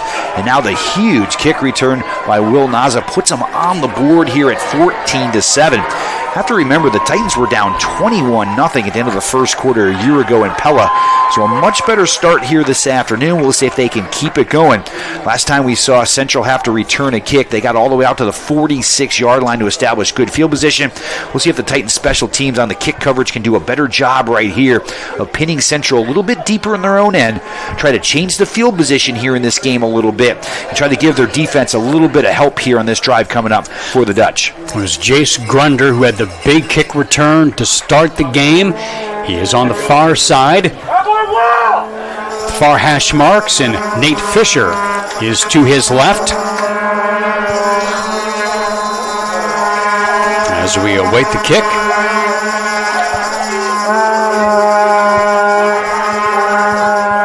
And it's a shorter one as they kick it away from Grunder. Taken to the hop, bobble to the 17-yard line by Fisher. Gets across the 25 to the 30, and it gets tripped up just short of the 30-yard line. So much better there as they kick it away from Grunder. And they'll start just short of the 30-yard line. Yeah, it's been really interesting on those third and fourth down plays where Central's been able to convert those first down. The Titans have brought pressure, might have opened them up on the backside a little bit. We'll see if we see something a little bit different here in the defensive scheme on this particular drive, especially on those third and fourth downs. If you're Central, I think you'd like to do a little bit more right away on first down, try to establish that running attack here early in this particular drive, and we'll see what we see from the Dutch coming out. Dutch going right to left, up by a touchdown late first quarter. Two backs are standing side by side to the left of Hoffman. He gets the pitch to Grunder, gets across the 30, and gets swallowed up at the 35 near the 36-yard line for a solid gain close to 6. Linebacker Austin Brown, a junior from Lamont, into the tackle. Gain of 6. Well, again, the Dutch did a nice job of using leverage to the outside, blocking those linebackers down inside for Illinois Wesleyan. Allow Grunder to be able to turn the corner. Boy, you'll take 5 yards on first down every single time. Boy, it really sets you up in a nice situation. From the 35-yard line, as Glover will go into motion to the near side with one receiver in either direction. Otherwise, now Hoffman with a play fake, fakes it up, now makes the dump on the near side, and boy, not much there on the flip ahead to Cody Klein as he gets wrapped up just short of the sticks. Yeah, it's going to be a 3rd and 1 now coming up here for the Dutch, and we'll see if they get behind that offensive line here, run the ball between the tackles. I think they'll probably wait till the second quarter to snap it as we come to the end of the first here on opening day as Illinois Wesleyan trails the Central College Dutch 14-7. Back in a moment on IWSports.com.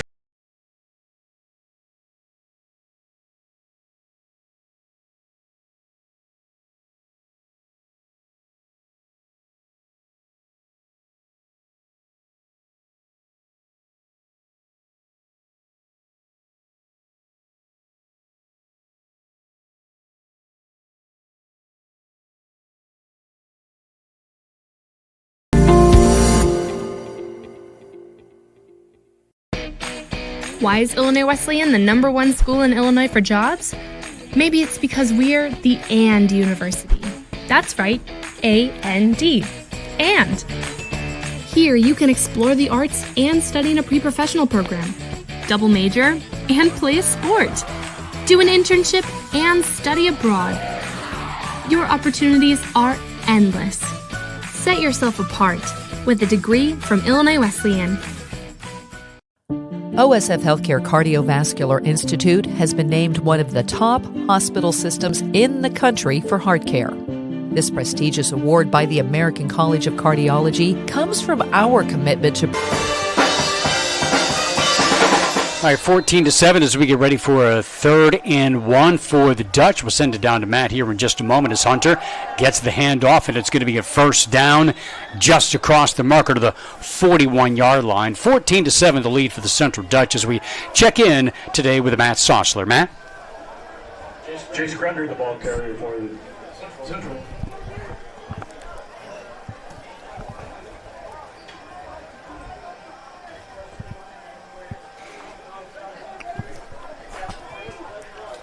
All right, first down and 10 after the short gain there for Grunder. Now they're going left to right here in quarter number 2, up by a touchdown with 2 receivers to the right and one to the left. Hoffman from the pocket, play fake, looks to fire, now takes off on his feet to the 45, got hit from behind and tumbles forward to the 47. And John Gavin on the hit, and that's going to be good for about 5 on the play. And a couple early CCIW scores. Wheaton trails Mount Union 27-7 at half. And Milliken leads Luther early second quarter 7-3. So the Big Blue out to an early lead 7-3 over Luther. That's another American River CCIW matchup. Second down and 4 from the 47-yard line for the Dutch. 2 men in the backfield. Grunder with the handoff off left side, gets to the 45 near the 50 and gets hit hard, about 2 yards shy of the first down. The linebackers doing a nice job filling once again for Illinois Wesleyan. Laying some big hits, but Dutch put themselves in good position now here on 3rd and 2. We said Illinois Wesleyan was going to need to control the football here in this contest, but boy, it has been overwhelmingly on the side of Central. 3rd and 2 at the 49. And 2 long drives that produce scores to start the game in the first quarter. Same thing here once again. This one's even been more methodical here from the Dutch. Set themselves up in good 3rd down positions here. Now at 3rd and 2.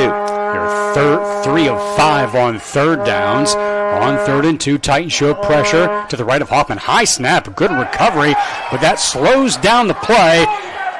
And the give is snuffed out just short of midfield. They'll be a solid yard short of the first down. A nice second effort that time. I think picked up another half yard, which in this situation is pretty significant. So now you got a 4th down and 1. Good job by Hoffman taking that high snap, still able to get it down to the back. I think it was Nick Bandy. Backfield getting that handoff, now exits the game, and it's 4th and 1. They've already converted 2 4th downs today, one of them for a touchdown. They just need a yard here from the 50, leading 14-7. As they have a jumbo package right at midfield at the top of the IW logo. High snap and the handoff. I'm not sure Grunder got it. It will need a very favorable spot. Yeah, looks like he did not get it. Yeah, they're marking him short at the 50. Where that high snap really threw that play off right away. And Grunder got tripped up. I think that knee came down earlier than they wanted. And right at midfield now, the Titans take over. Boy, Central converted a couple of 4th downs that were fairly long. By far their closest attempt right there. Could not convert the 4th down. And boy, all that momentum has swung over to the side of the Titans now. We'll see if they can take advantage as we check in with Matt Sossler. Matt? First and 10 Titans at the 50. Jahari Scott not get back, and now it's time for the even this ball. Eric? All right, 14-7. We'll see if the Titans can take advantage. The handoff goes to Gray, looking for a hole on the right side and gets swallowed up at midfield. Titans get the momentum back after the kickoff return for a score, the 4-down stop, and trying to carry it ahead here, but no gain on first down. Yeah, if you look at total yardage right now in the game, huge advantage for Central, but that one kick return, that one special team score right now has the Titans right where they want to be, which is in the contest. We'll see now if Illinois Wesleyan can establish the ground game. We talked about being persistent. Boy, they haven't been able to get anything going. They averaged 0.8 yards per carry on the ground against Central a year ago. Just couldn't get anything going on the ground there as well. They're going to have to be persistent with it this afternoon if they're going to stay in it. Man goes in motion to the far side, and he gets the handoff. That's Naza, and just does get back to the line of scrimmage. They tried a little jet sweep action again. We saw Naza able to return that kick for a touchdown a few moments ago, try to use his athleticism in the open field. Just nowhere to go right there, and now 3rd down and behind the chains here. Titans a passing situation unless you want to run it again. Maybe try to catch the Dutch getting upfield, get some positive yards, set yourself up with good field position. Your defense just got their first stop of the afternoon. We'll see what they decide to do here, though, on 3rd down. The one thing you just can't do here at midfield, a turnover is what you cannot afford if you're Illinois Wesleyan. 3rd and 11 for the Titans. They're 0 for 1 on thirds here today. Man in motion to the far side is Cooper King, the tight end. And they're showing pressure here against Smythe. Flushed out to the near side under pressure. Takes off looking. Tries to flip it downfield and nearly intercepted. Threw the ball into tight coverage, trying to connect it with Michael Barnes Jr., the sophomore from Morton High School. And the pass juggled by the defender, and it falls incomplete out of bounds. And we'll bring up 4th down as the Titans into a quick 3-and-out after the turnover. Yeah, certainly heavy pressure coming off that right side of the offensive line. And Smythe had to roll out here to the near side. Just nobody open. Just way too many white jerseys in front of him. And almost threw that ball for an interception. Fortunately for the Titans, it hits the turf. And able now to punt this away to try to play field position. Matt Worthington, the sophomore from Lake Zurich, the new punter for Illinois Wesleyan, gets this one away. A spiraling kick and a fair catch taken at about the 13-yard line by Gavin Smith. the senior from Audubon, Iowa. At least the Titans are able to change field position with 10:17 to go in the first half and down 14-7. That's exactly right. Now you make Central drive the field here on you. Maybe you can force a mistake from the Dutch. We'll see how conservative Illinois Wesleyan is and how much pressure they try to put on Hoffman, where they have tried to blitz some linebackers, even brought some guys from the backfield. Hoffman's been able to stand in, and they've been pretty successful, Central, picking everything Illinois Wesleyan has put on them pressure-wise up front, picking that up and being successful getting downfield. 3 receivers, 2 to the right, 1 to the left. Hoffman takes the snap, looking under pressure, now flips it over the middle, and on the slant has a man for the first down out to the 35-yard line. Gain of 22 on the connection to Cam Schulte, the junior from Pella.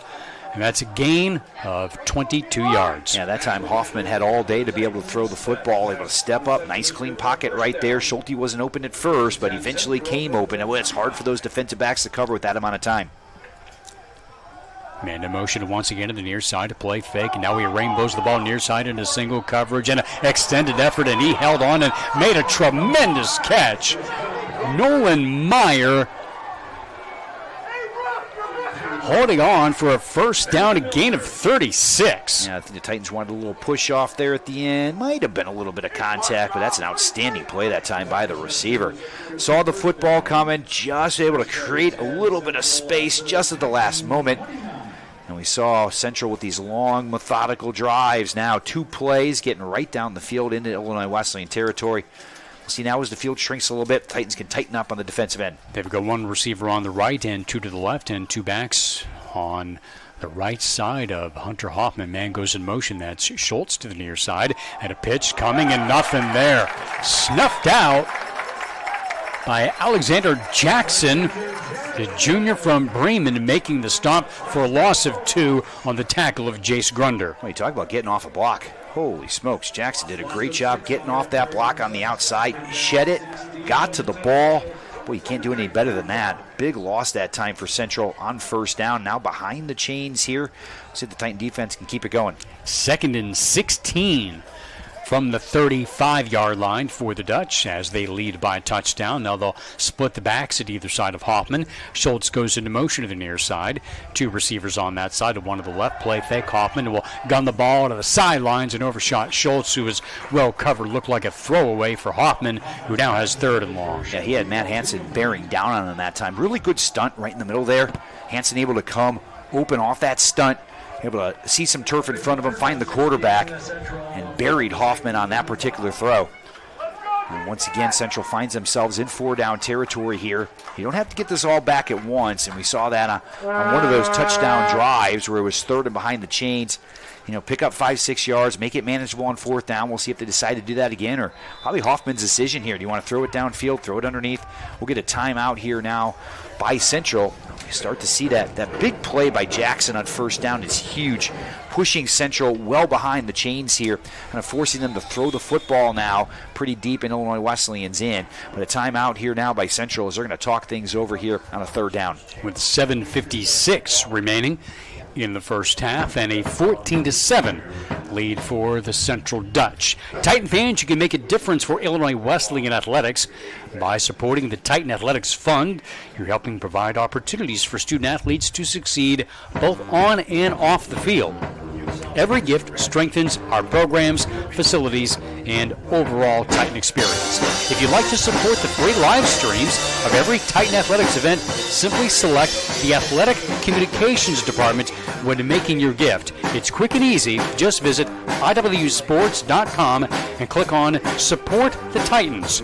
Join us in keeping Titan pride strong today and for generations to come. We want to mention that Titan fans have a new way to find Illinois Wesleyan live streams this year for CCIW games. There is a CCIW network portal where you can click on the live streams for Illinois Wesleyan athletics and all the schools in the conference for when the Titans are on the road. Titans will open conference play in 2 weeks here against Elmhurst. 3rd and 16 from the Titan 35-yard line. Titans being pressure up in the middle, well protected. Hoffman flips the ball to the far side, slipped through the hands, and it's intercepted through the hands of Schultz and a diving effort by Lucas Lappin, who gets the interception. The sophomore from Lake Zurich and the Titans get the INT. How about Lucas Lappin that time? Almost head over heels on that particular interception. Boy, well done. Great timing. Well, we talked about the turnovers that just killed the Titans a couple years ago against Central here on this field. Last year it was a slow start. Kind of done a nice job in both of those areas here. Now just down 14-7. You get the ball back. The question now for Illinois Wesleyan is on the offensive end. Can you get anything going in the ground game? I mean, that is the real key for the Titans. The answer so far has been an absolute no. We'll see maybe on this particular drive they can get something going on the ground. They're going to have to establish something on the ground here today. Otherwise, it's going to be hard to keep up with the Dutch. 8 rushing yards on 6 attempts. That's been it with an empty backfield for Smythe from the 24-yard line. His pass tipped at the line of scrimmage, incomplete as it falls and hits the turf. Something you always got to watch for, a smaller quarterback in Smythe at 5'9", not able to get the ball over the top of the defense. Yeah, it looked like Will Naza that time had kind of run open right down the middle of the field. I think that's where that ball was heading, but tipped at the line of scrimmage. As you mentioned, Eric, sometimes not only getting the ball, getting tipped, vision can be a problem. You'll see the Titans sometimes roll him out so he can see better downfield. See if you see a little bit more of that. We've seen from the Titans, though, on first down, it's pretty much, hey, we're going to try to get that ground game going between the tackles, maybe the jet sweep. First time we've really seen them go to the air on first down. 2nd and 10 at the 24-yard line. Titans down by a score. Man goes in motion to the near side. That's Cooper King. And they ran out of time. A delay of game called here by Brandon White.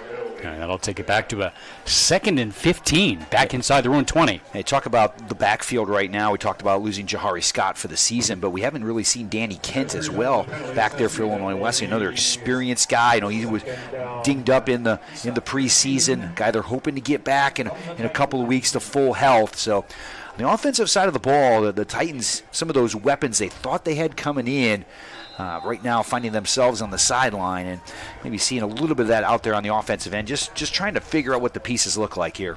2nd and 15 from the 19 with just under 8 minutes to go in the first half. Smythe from the pocket, deep ball near side, single coverage and incomplete. He was looking for Barnes, and it was broken up by Gavin Smith. Tried to make the over-the-shoulder INT.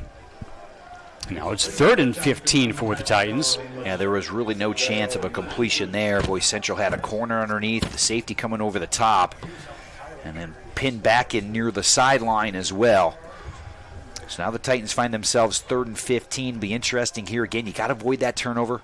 Got to avoid that big turnover that just swings that momentum and that pendulum over to Central. You've already got that kick return for a touchdown. Your defense has played well the last couple possessions. We'll see how conservative the Titans are going to be here on 3rd down. Gray to the left of Smythe on 3rd down and long.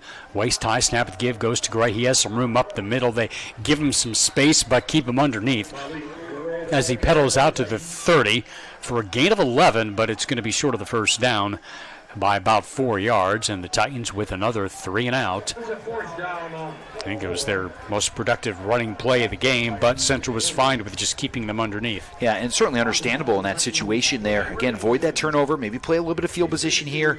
Right now the goal for Illinois Wesleyan is, hey, when you are entering that 4th quarter, to make this a game here against Central this afternoon, just try to hang around as long as you possibly can, and part of that is going to be those types of plays on offense. Matt Worthington on to punt, and a spinner that will be fair caught by Gavin Smith as he steps up to accept the kick at the 44-yard line as the punt goes 26 yards and no return.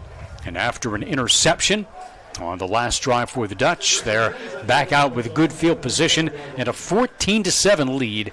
7:07 remaining in the half. I think when Central looks at the numbers right now, up 14-7, but you'd be looking at the overall total offensive numbers, be saying, hey, we should have a much healthier lead right now in this contest, up by just a touchdown. But boy, Central's offense has been on the field almost the entire first half here so far.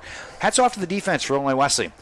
Gave up a couple early scores, really tightened up quite a bit, done a better job of getting in that backfield, putting some pressure on the quarterback. We'll see if they can keep it going, or eventually if the Dutch are going to run so many plays and be on the field for so long, they're just going to wear out the team in green as the game goes on. More of a cloudy sky here as Central gets the football once again. Grunder tries to stretch it to the outside, not finding any real estate on the left side of the line, and it gets wrapped up for a loss of 2. And brings up second down and 12 for the Dutch. We talked about the new era of Coach Williamson, but also part of the old era, kind of swooping back in with Mike Murray taking over the defense once again here for Illinois Wesleyan. Did a really nice job at Elmhurst over the last couple of years. That's been a tough program in the CCIW. Mike did a really good job trying to stabilize that once again, and now coming back to Illinois Wesleyan doing a really nice job with the defense here so far. Gavin Nolan shuffling into motion to the far side on 2nd and 11. Quick hitter behind Schultz. Nice effort lunging back to grab at the football and hold on at the 50 for a gain of 6. John DiGustino on the tackle. That'll bring up 3rd and about 4 for the Dutch. And again, that's that in route. Schulte's got so much size out there for the Dutch. As you have to be respectful of the ball over the top. Sometimes you're going to kind of give that slant to the inside, and Dutch taking advantage of it right there, and you can see Hoffman really comfortable in the offense here. Another 3rd down situation here for the Titans. We'll see what they can do with it. They've gotten better on 3rd down of late. Trips to the left, one to the right. Hoffman flushed out, now flips the ball over the middle, has his man for 1st down inside the 40 to the 35, near the 34-yard line. That was Nolan Meyer making the catch to move the chains. And that's a gain of 11, make that 16. Now you can see, once again, the Dutch doing a really nice job picking up the pressure. When you bring pressure, all of a sudden it opens up the middle of the field. That's what's happening at Illinois Wesleyan, and the Dutch doing a really nice job picking everybody up, keeping Hoffman upright, and able to allow the senior quarterback, nice pitch and catch right there for a 1st down. John DiGustino and Lucas Lappin making the stop for the Titans. Fresh set of downs here again for the Dutch. And the give going into the inside once again to Jace Krunder. Rolls up left side for a gain of 3 or 4. Might get a hold here, Eric. Yeah, let's see flag what the call backfield. Yeah, this will be significant here. If this is a hold against Central, that could be the break the Titans need. Usually that's where it comes from most of the time, but we'll see what the call is. And they're talking it over a little bit. Perhaps seeing if they'll accept, and certainly they will. Personal foul. Face mask. Personal foul. 45. 50 yards from the previous spot. Yep. Looked like attempted to block, got the hand up on the face mask right there. Boy, that is significant. 15-yard penalty. You wipe out the 3 or 4 yards you picked up on 1st down. It's got to be a frustrating half in some ways for Central. I mean, they've really dominated most of the action on the field. Still only 14-7 right now. And the clock under 5 minutes to go here in half number 1. You have 240 yards of offense. Titans have 19. Offense only on the field for about 6 minutes, but still a one-score game. Grunder out of the backfield to get to the swing pass, and he gets spun down at about the 46-yard line by Nathan Frank, junior from Hoffman Estates. Short gain of about 2. Austin Brown also in on the tackle for Illinois Wesleyan, and a 2nd and long now for the red and white. Yeah, really nice job rallying to the football. We saw Central spring those backs out of the backfield on a couple of those scoring drives for significant yardage. Much better job by the Titans reading the play and getting to the football there and forcing a play that only went for a couple yards. 2nd and 23 as Glover goes into motion to the near side. 3 receivers on that side of the field. Now Hoffman stepping up under pressure. Nice tiptoe. Good footwork. He'll take off. Looking to throw. Launches it deep down the sidelines and throwing it away. Glover was the receiver in coverage, but an incomplete pass forced by the Titan pressure. Yeah, Marshawn Griffin that time once again was in that backfield. Marshawn's done a really nice job here so far in this contest. We saw him get a hand on a football on a previous possession. That time was in the backfield rather quickly. Well, you get Griffin going. Also get Matt Hansen. Alexander Jackson's done a nice job up front. So those 3 down linemen have done a pretty good job of getting in that backfield. We'll see if they can keep it going. 3rd and 23 for the Dutch as they lead by touchdown. Under 4 minutes to go in the half. Hoffman from the pocket again, flushed out, and he is sacked. Pulled down. May have got back to the line of scrimmage. He'll be a little bit shy of that, so it'll be a loss of about 2 as he was tackled by Alexander Jackson, who's been able to get into the backfield a couple of times here in the early going. And they actually tackle him at midfield for a loss of 3. And we will see the Central punting unit for the first time this afternoon. Yeah, Jackson was there. Matt Hansen got great pressure up the middle. Well, the Titans did a really nice job, Eric, and especially in a situation where you're only rushing 3 down linemen. They still got a sack rushing 3 down linemen. That's how you're able to drop 8. There's nowhere for Hoffman to be able to go with the football. That was well done. Brody Lee on to punt, the sophomore from Mason City, Iowa. Takes a bounce. It's a loose football, and it's picked up by Will Naza. Is trying to make the best of it, and perhaps might have been advised to let that ball bounce, and he is able to hold on to the ball, but the Titans take a loss, and they'll be deep in their own territory at their own 3-yard line. Yeah, 3:06 to go in the half, and Naza had that brilliant kick return, the only score of the contest for the Titans. Great special teams play. Maybe a little ill-advised on that on the bounce to try to reach up and be able to grab that football. But that ball was bouncing. It might have found the end zone there for a touchback, might have not. You can kind of see the instinct taking over to try to keep that ball in front of you. Well, and you understand when an offense that's struggling to move the ball, the one big play was his kick return. Maybe you have guys trying to do more than they should be doing themselves, and it's going to take a team effort to get the Titans offense on track here today as they start deep in their own territory at the 3-yard line. Man goes into motion. Gray in the backfield. He'll get the handoff, looking for some room to the outside. Has the 5 to the 10, near the 15. That gets pulled down out of bounds near the first down marker. Linebacker Cole Clark, their top returning tackler from a year ago, brings him down. But not before. He picked up a first down to the 14. Yeah, nice job by the Titans. Hat on a hat right there. Malik Gray to be able to bounce that ball outside. And now just get a little bit distance between you and the goal line here. We'll see how conservative the Titans are going to be. I don't think you're going to see anything flashy out of Illinois Wesleyan. Well, if they can go in just down 14-7 after this half, I think you'd be pretty pleased. Yeah, now under 2.5 minutes to go in the first half of the 14-yard line in a 14-7 game. Gray once again burrows his way through for about 3 or 4 near the 18. If they can pick up at least one more first down, then they can prevent Central from clocking it and trying to get the ball back. Yeah, the Dutch have 2 timeouts left here, so we'll see when they're going to use them. That'll be pretty strategic for them. As we hit the 2-minute timeout here in the first half of 14-7 game, Central with the lead. So with those 2 additional timeouts they have, if they can get stops on 2nd down and 3rd down, they will be getting the football back. So Illinois Wesleyan has to feel that if they can at least get one more first down, then they can take control of the clock. And if they get a big play, then there's an opportunity to think proactively to get the ball downfield. But right now, they perhaps are in more of a defensive mindset right now. Yeah, and the question you have to ask yourself is, can we get a first down by just running the football? Do we have to put the football in the air to be able to do that? And that's the question here. Obviously, the ultimate nightmare scenario is the turnover in this situation, not being able to give your defense a really nice chance with field position here. So we'll see what the Titans decide to do. Might be a play fake to look back downfield, maybe a safe throw underneath, but we'll see what the call is coming out of the huddle. 2nd down and 6 at the 18. Both teams have 2 timeouts remaining. Gray to the right of Smythe. One receiver on the right side and one on the left. 4-man front here for the Dutch. As Smythe awaits the snap. And King goes into motion to the far side. Smythe takes the snap. Play fake. Drops back to throw. Floats the ball to the near side. Has a man to the seam, and Barnes unable to hang on. Barnes, the sophomore from Lyons, Illinois, had the ball in the hands out at around the 30. A chance for a big play, but they cannot connect. And the Titans have 3rd down and 6. That pass was right on the money. Boy, that was a dime dropped right in there. As Barnes, as that ball was coming, might have just lost sight of it for just a second. As the corner was kind of backing up on the play, might have felt the safety coming over the top.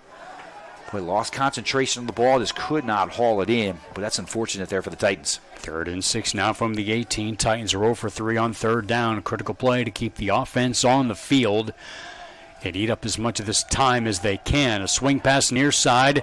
Naza on the cut, has the first down to the 25 and turns on the Jets. Got caught from behind at the 27, but it's enough for a first down.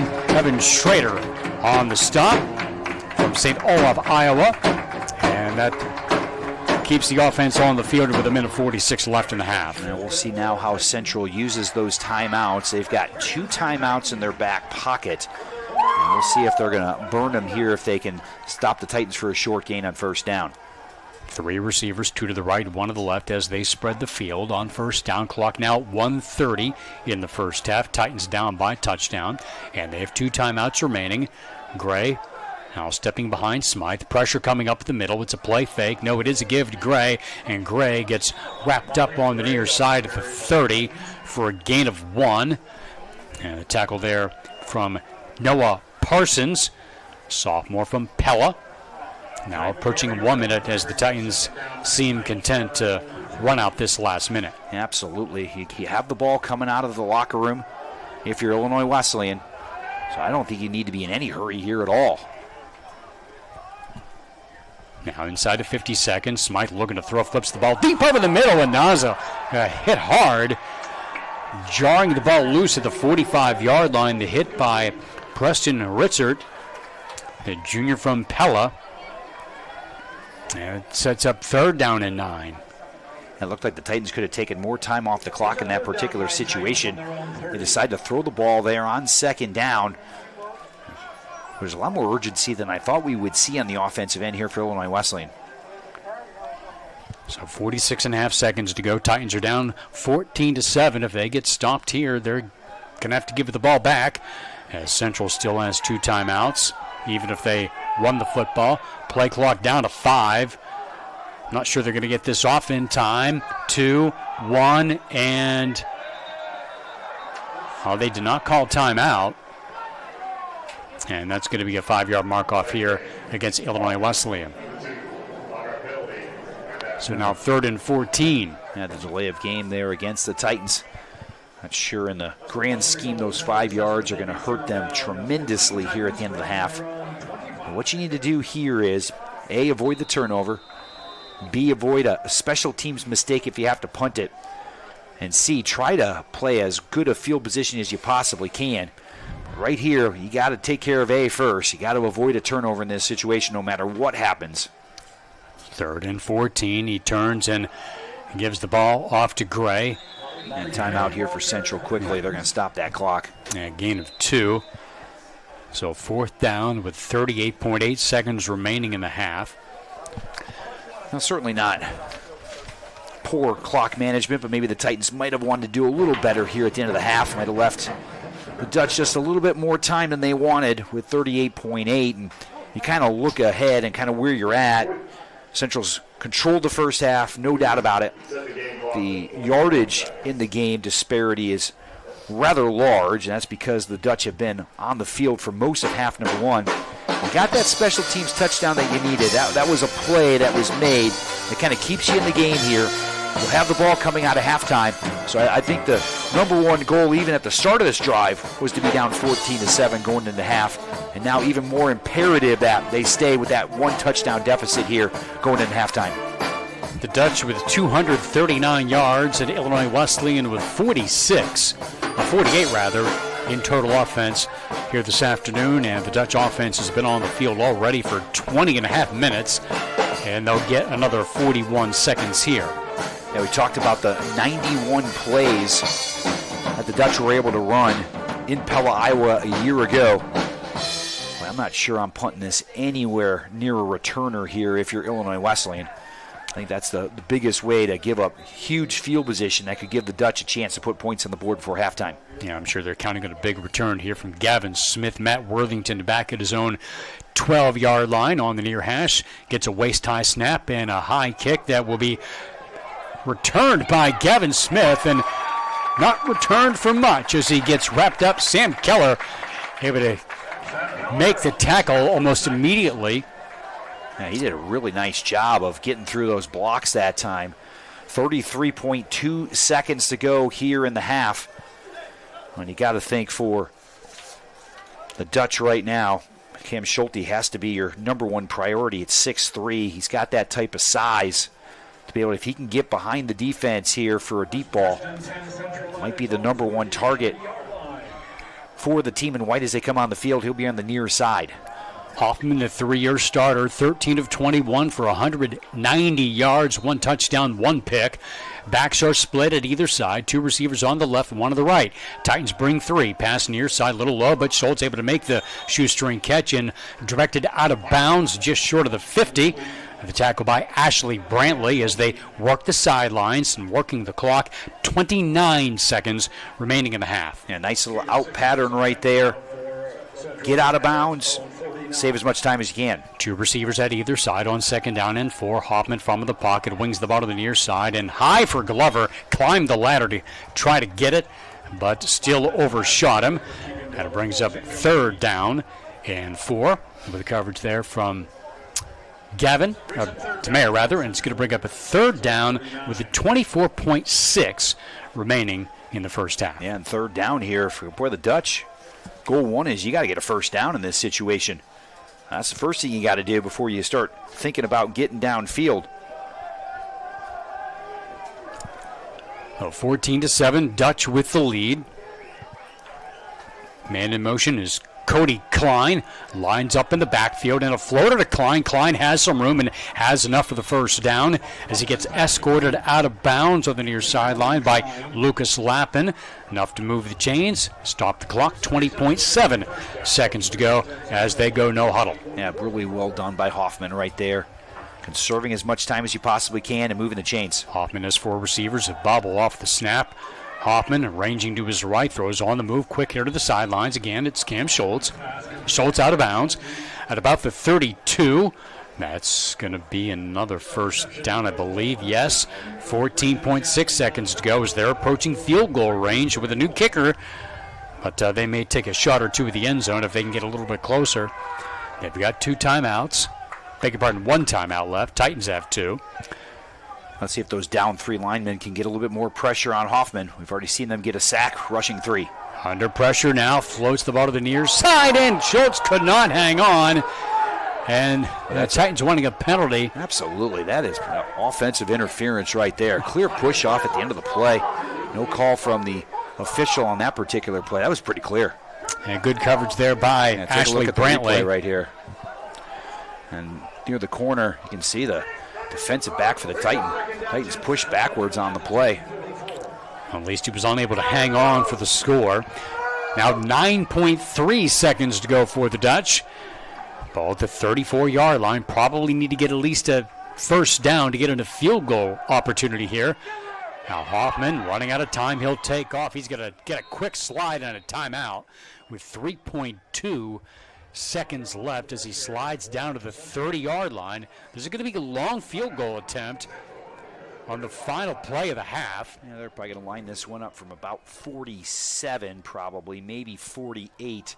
This looks like it's going to be about a 48-yard field goal coming up here now for Central. As a timeout on the field as the Dutch are going to line this up to try to put some points on the board before halftime. Unfortunately, boy, the Titans would have loved to have ticked a few more seconds off the clock on their offensive possession on the other side. Maybe we're walking into halftime already here at 14-7. Illinois Wesleyan's been able to hang around here so far this afternoon, and hopefully they can get a missed field goal and go into the halftime locker room down just by just 1 score. So a new kicker in Mohan who was connected on a couple of extra points. It's at center width, a 48-yard try. Connor Folk is the long snapper, and Tyler Fiala is the holder as they look to stretch this to a 2-score game at the break.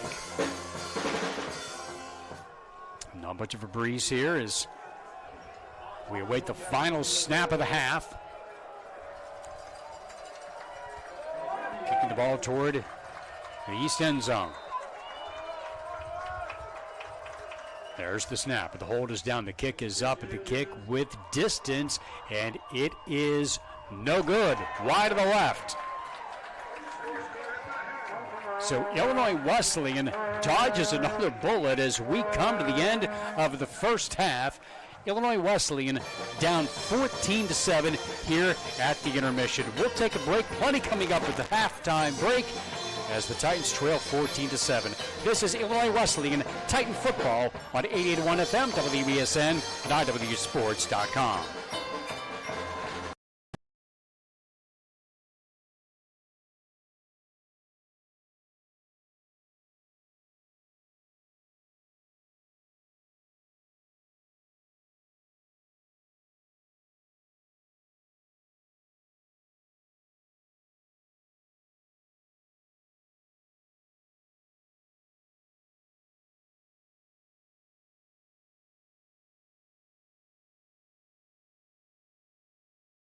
When competition for the best jobs is fierce, how do you set yourself apart? Experience? An education? Yes, but not just any education. At Illinois Wesleyan, we prepare graduates who break through the noise, who run the boardroom, the classroom, the lab, the stage. The best college for jobs in Illinois is right in your own backyard. Reach further, dream bigger, and break through at Illinois Wesleyan University.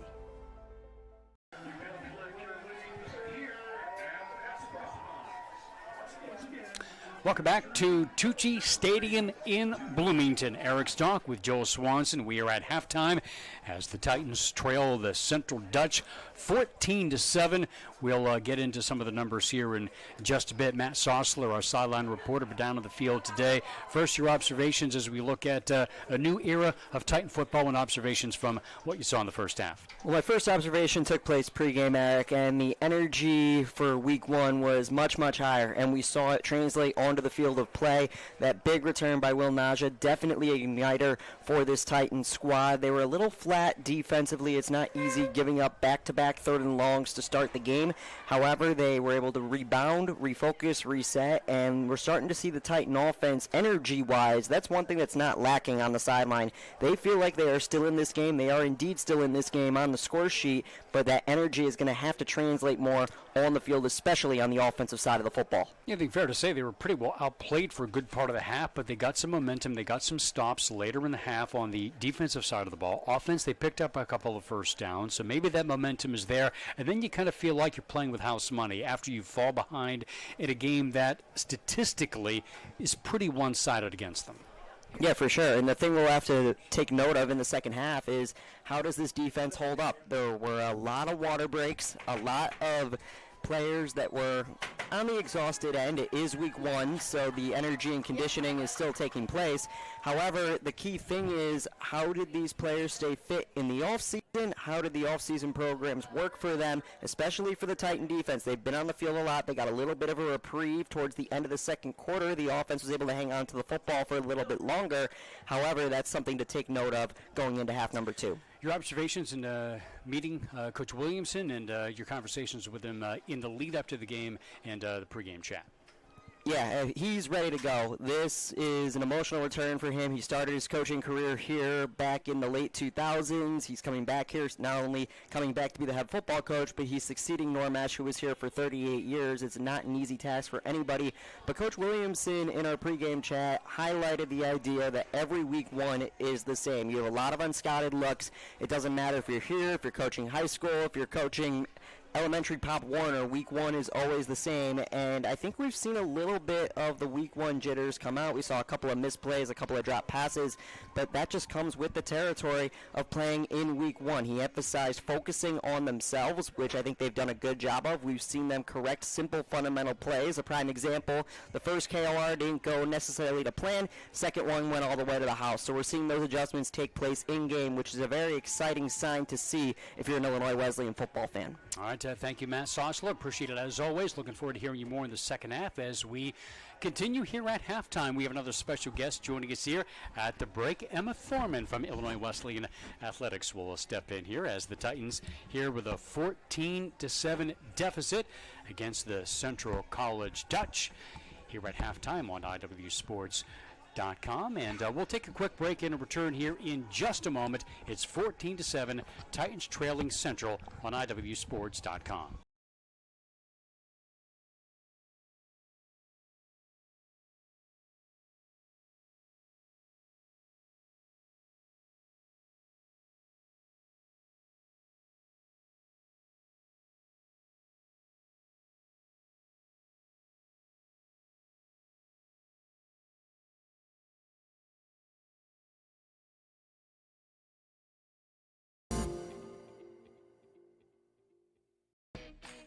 Why is Illinois Wesleyan the number one school in Illinois for jobs? Maybe it's because we're the AND University. That's right, A-N-D. And here you can explore the arts and study in a pre-professional program, double major, and play a sport, do an internship, and study abroad. Your opportunities are endless. Set yourself apart with a degree from Illinois Wesleyan. OSF Healthcare Cardiovascular Institute has been named one of the top hospital systems in the country for heart care. This prestigious award by the American College of Cardiology comes from our commitment to providing the highest quality of care, from general cardiology to complex surgeries and the latest technology. Nationally recognized heart care right here. OSF Healthcare Cardiovascular Institute. We are at halftime at Tucci Stadium in Bloomington as the Central Dutch lead 14-7 over the Titans. And here at halftime, our next guest, Emma Thorne, the Assistant Director of Athletic Communications. And I understand it is your birthday today, so you cannot get out of this extra assignment on your birthday today? Absolutely not. No, it's... But you wouldn't give it up for the world, right? Well, no, of course. Of course. So there's a lot of sports that you're involved with this year, and we'll get into that in just a bit. But as an Illinois Wesleyan Titan athlete who left for a year, took a fifth year at Northern Illinois, and then decided to come back, can you take us through your athletic and academic journey back to Bloomington? Yeah, so I graduated here in 2024. Obviously, it was a phenomenal 4 years. I met so many great people here that are still here, and that really was the main factor in coming back. It's always the people that make you want to stay somewhere, and I met a lot of great people in my year at Northern. That was kind of strictly a golf year, which was really cool to be able to focus on just that. Still getting my master's, but it was really cool to be able to get the Division I experience, and then obviously coming back here, it was kind of a no-brainer when this position opened that I really wanted to go for it because this is truly where I want to be. So you're involved in women's soccer, men's and women's cross country, men and women's golf, of course, and men's and women's track and field. But before that, here in the football game today, so you had a chance to talk to Coach Williamson on the first table talk over the fall. So what was your interaction with him like? What were your takeaways from him as you kind of get a sense for Titan football here in 2025? Yeah, I think he's obviously really unique in that he was here, left for a little while, and then decided to come back. And I think talking to him, I saw in the graphic earlier on the stream, they had the final bullet. Such a great guy, and I couldn't agree more. He's really, obviously passionate about Titan athletics, and I think, coming back to replace a coach who had been here for 38 years is a really tall task, but I think he's certainly up for it. And any athletic director will tell you that football kind of sets the tone for the fall and sometimes for the entire sports season. If they get off to a good start, that's sort of the tide that lifts all boats. So what is the sense for the energy around the football program and the excitement of a new era as you return to campus? Yeah, I think I just heard Matt talking about it. The energy seems really, really positive. Obviously, this is a new era. Can't have super high expectations just because you don't know what to expect. So I think everyone's really excited, and I think just coming off of last year in general, there's such great momentum in this athletic department. So many academic All-Americans, so many CCIW championships. So it's hard to follow up a year like that. But I think this group in this athletic department can certainly do it. Well, and I guess we should mention, too, that we have some connections to the Central Dutch. So Meredith Mahoney, who you work in the same office with, another associate director of athletic communications. Has there been any sort of trash talking, or friendly, of course, but any trash talking or wagers going on this week about how this game might go today? Oh, absolutely. I think we've talked about it, but Meredith will tell you I know deep down she's for the Titans in this game. Of course, she has to be. Yeah, there's been a little bit, but nothing too aggressive, that's for sure. I got you. So Meredith and also Bobby Wheat, who is an assistant coach on Ron Rose's staff for the men's basketball program. He was a kicker on this team. He said he was a kicker back in the day. I looked at their career stats, and he didn't quite rank up in the all-time scores. He's probably just a little short of the all-time best, which is why I didn't see him. I could be wrong. But anyway, so the sports that you cover, women's soccer, cross-country, golf, and track and field. Can you highlight a couple of things that you've been looking at in the first couple of weeks of the semester? Yeah, absolutely. Obviously, I have quite a few fall sports. Cross country, really exciting to have Adriana Crabtree back, 2-time national qualifier in cross country. Just phenomenal career as a Titan in both cross country and track and field. Men's and women's golf. Men's golf coming off of a runner-up finish at the NCAA championships. Always powerhouses in men's and women's golf. I can talk them up as much as I want. So absolutely. And then women's soccer, just kind of getting back into things. They had a really tough start considering, I mean, they played the number 1 team in the country a couple days ago, I guess, who hasn't lost in 27 games. So that's always tough. But I think they're in a good position to bounce back the next couple of games. All right, what are your thoughts as you get ready for the full, long season ahead for you? Yeah, I'm really excited. I think there's obviously, like I said before, a lot of positive momentum kind of in Titan athletics in general, so I'm really excited to see what our teams are able to do.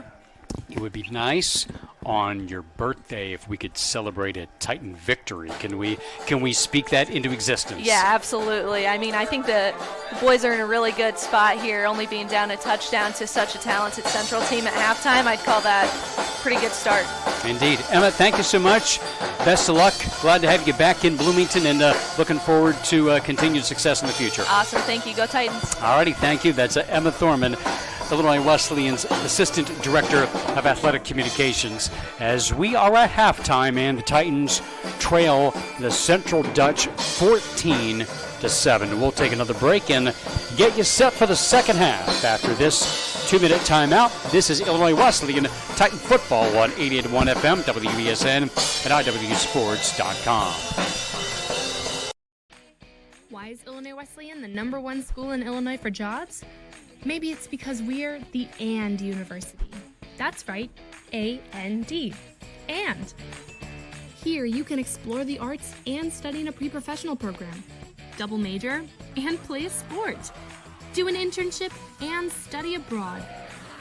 Your opportunities are endless. Set yourself apart with a degree from Illinois Wesleyan.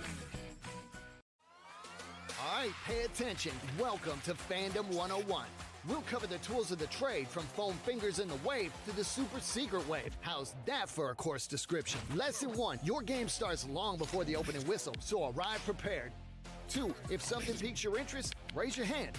And 3, work in groups. NCAA championships, attendance is encouraged, passion is mandatory.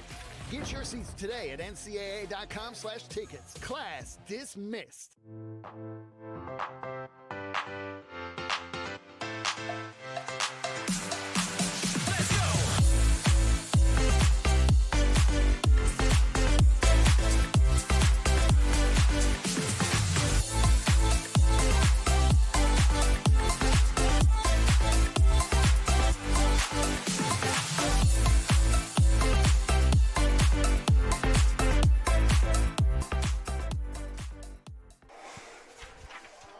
Welcome back to Tucci Stadium. The Titans trail the Central Dutch 14-7 here on IWSports.com and 88.1 FM here in Bloomington. Caden Darby in studio. Our streaming crew with us today: Cody Buskall, Lola Avila, Ellie Moore, Nicole Duma, Sam Burney, Matt Sonsler, Caleb Swanson, and Tyler Wilson at the controls. A lot of the action tonight is under the lights in the CCIW. A couple of games this afternoon. Milliken has a lead at Luther, 13-3. One of 3 teams in the CCIW with a new head coach. Billy Rybach, the Decatur native, looking to open their season on the right foot. And Wheaton with a tough start to the season at number 2 Mount Union.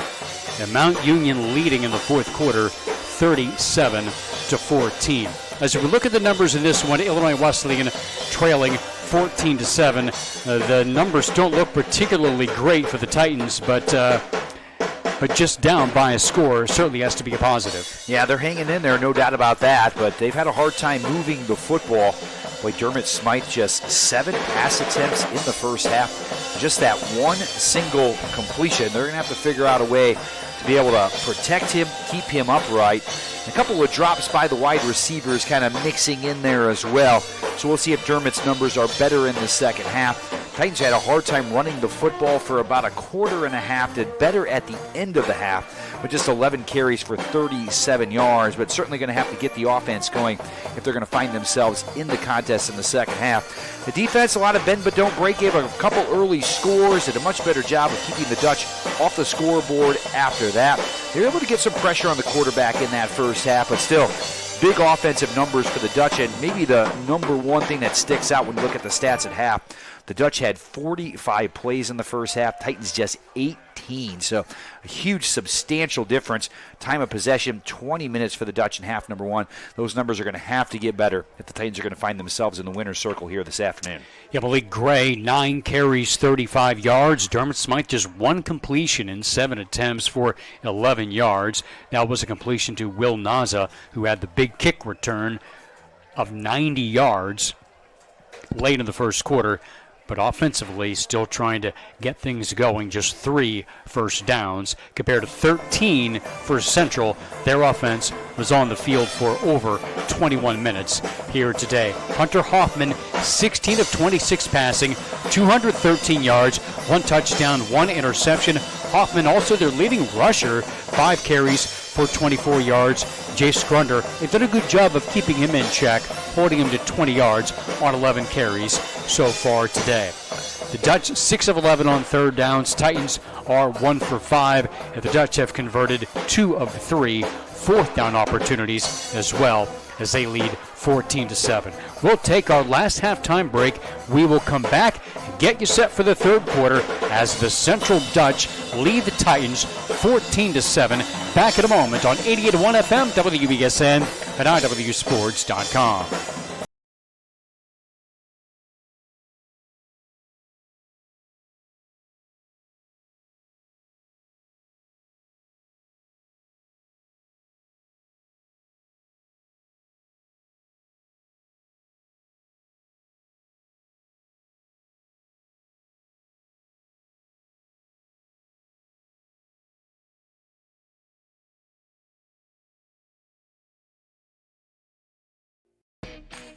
Why is Illinois Wesleyan the #1 school in Illinois for jobs? Maybe it's because we're the AND University. That's right, A-N-D. And here you can explore the arts and study in a pre-professional program, double major, and play a sport, do an internship, and study abroad. Your opportunities are endless. Set yourself apart with a degree from Illinois Wesleyan. OSF Healthcare Cardiovascular Institute has been named one of the top hospital systems in the country for heart care. This prestigious award by the American College of Cardiology comes from our commitment to providing the highest quality of care, from general cardiology to complex surgeries and the latest technology. Nationally recognized heart care right here. OSF Healthcare Cardiovascular Institute.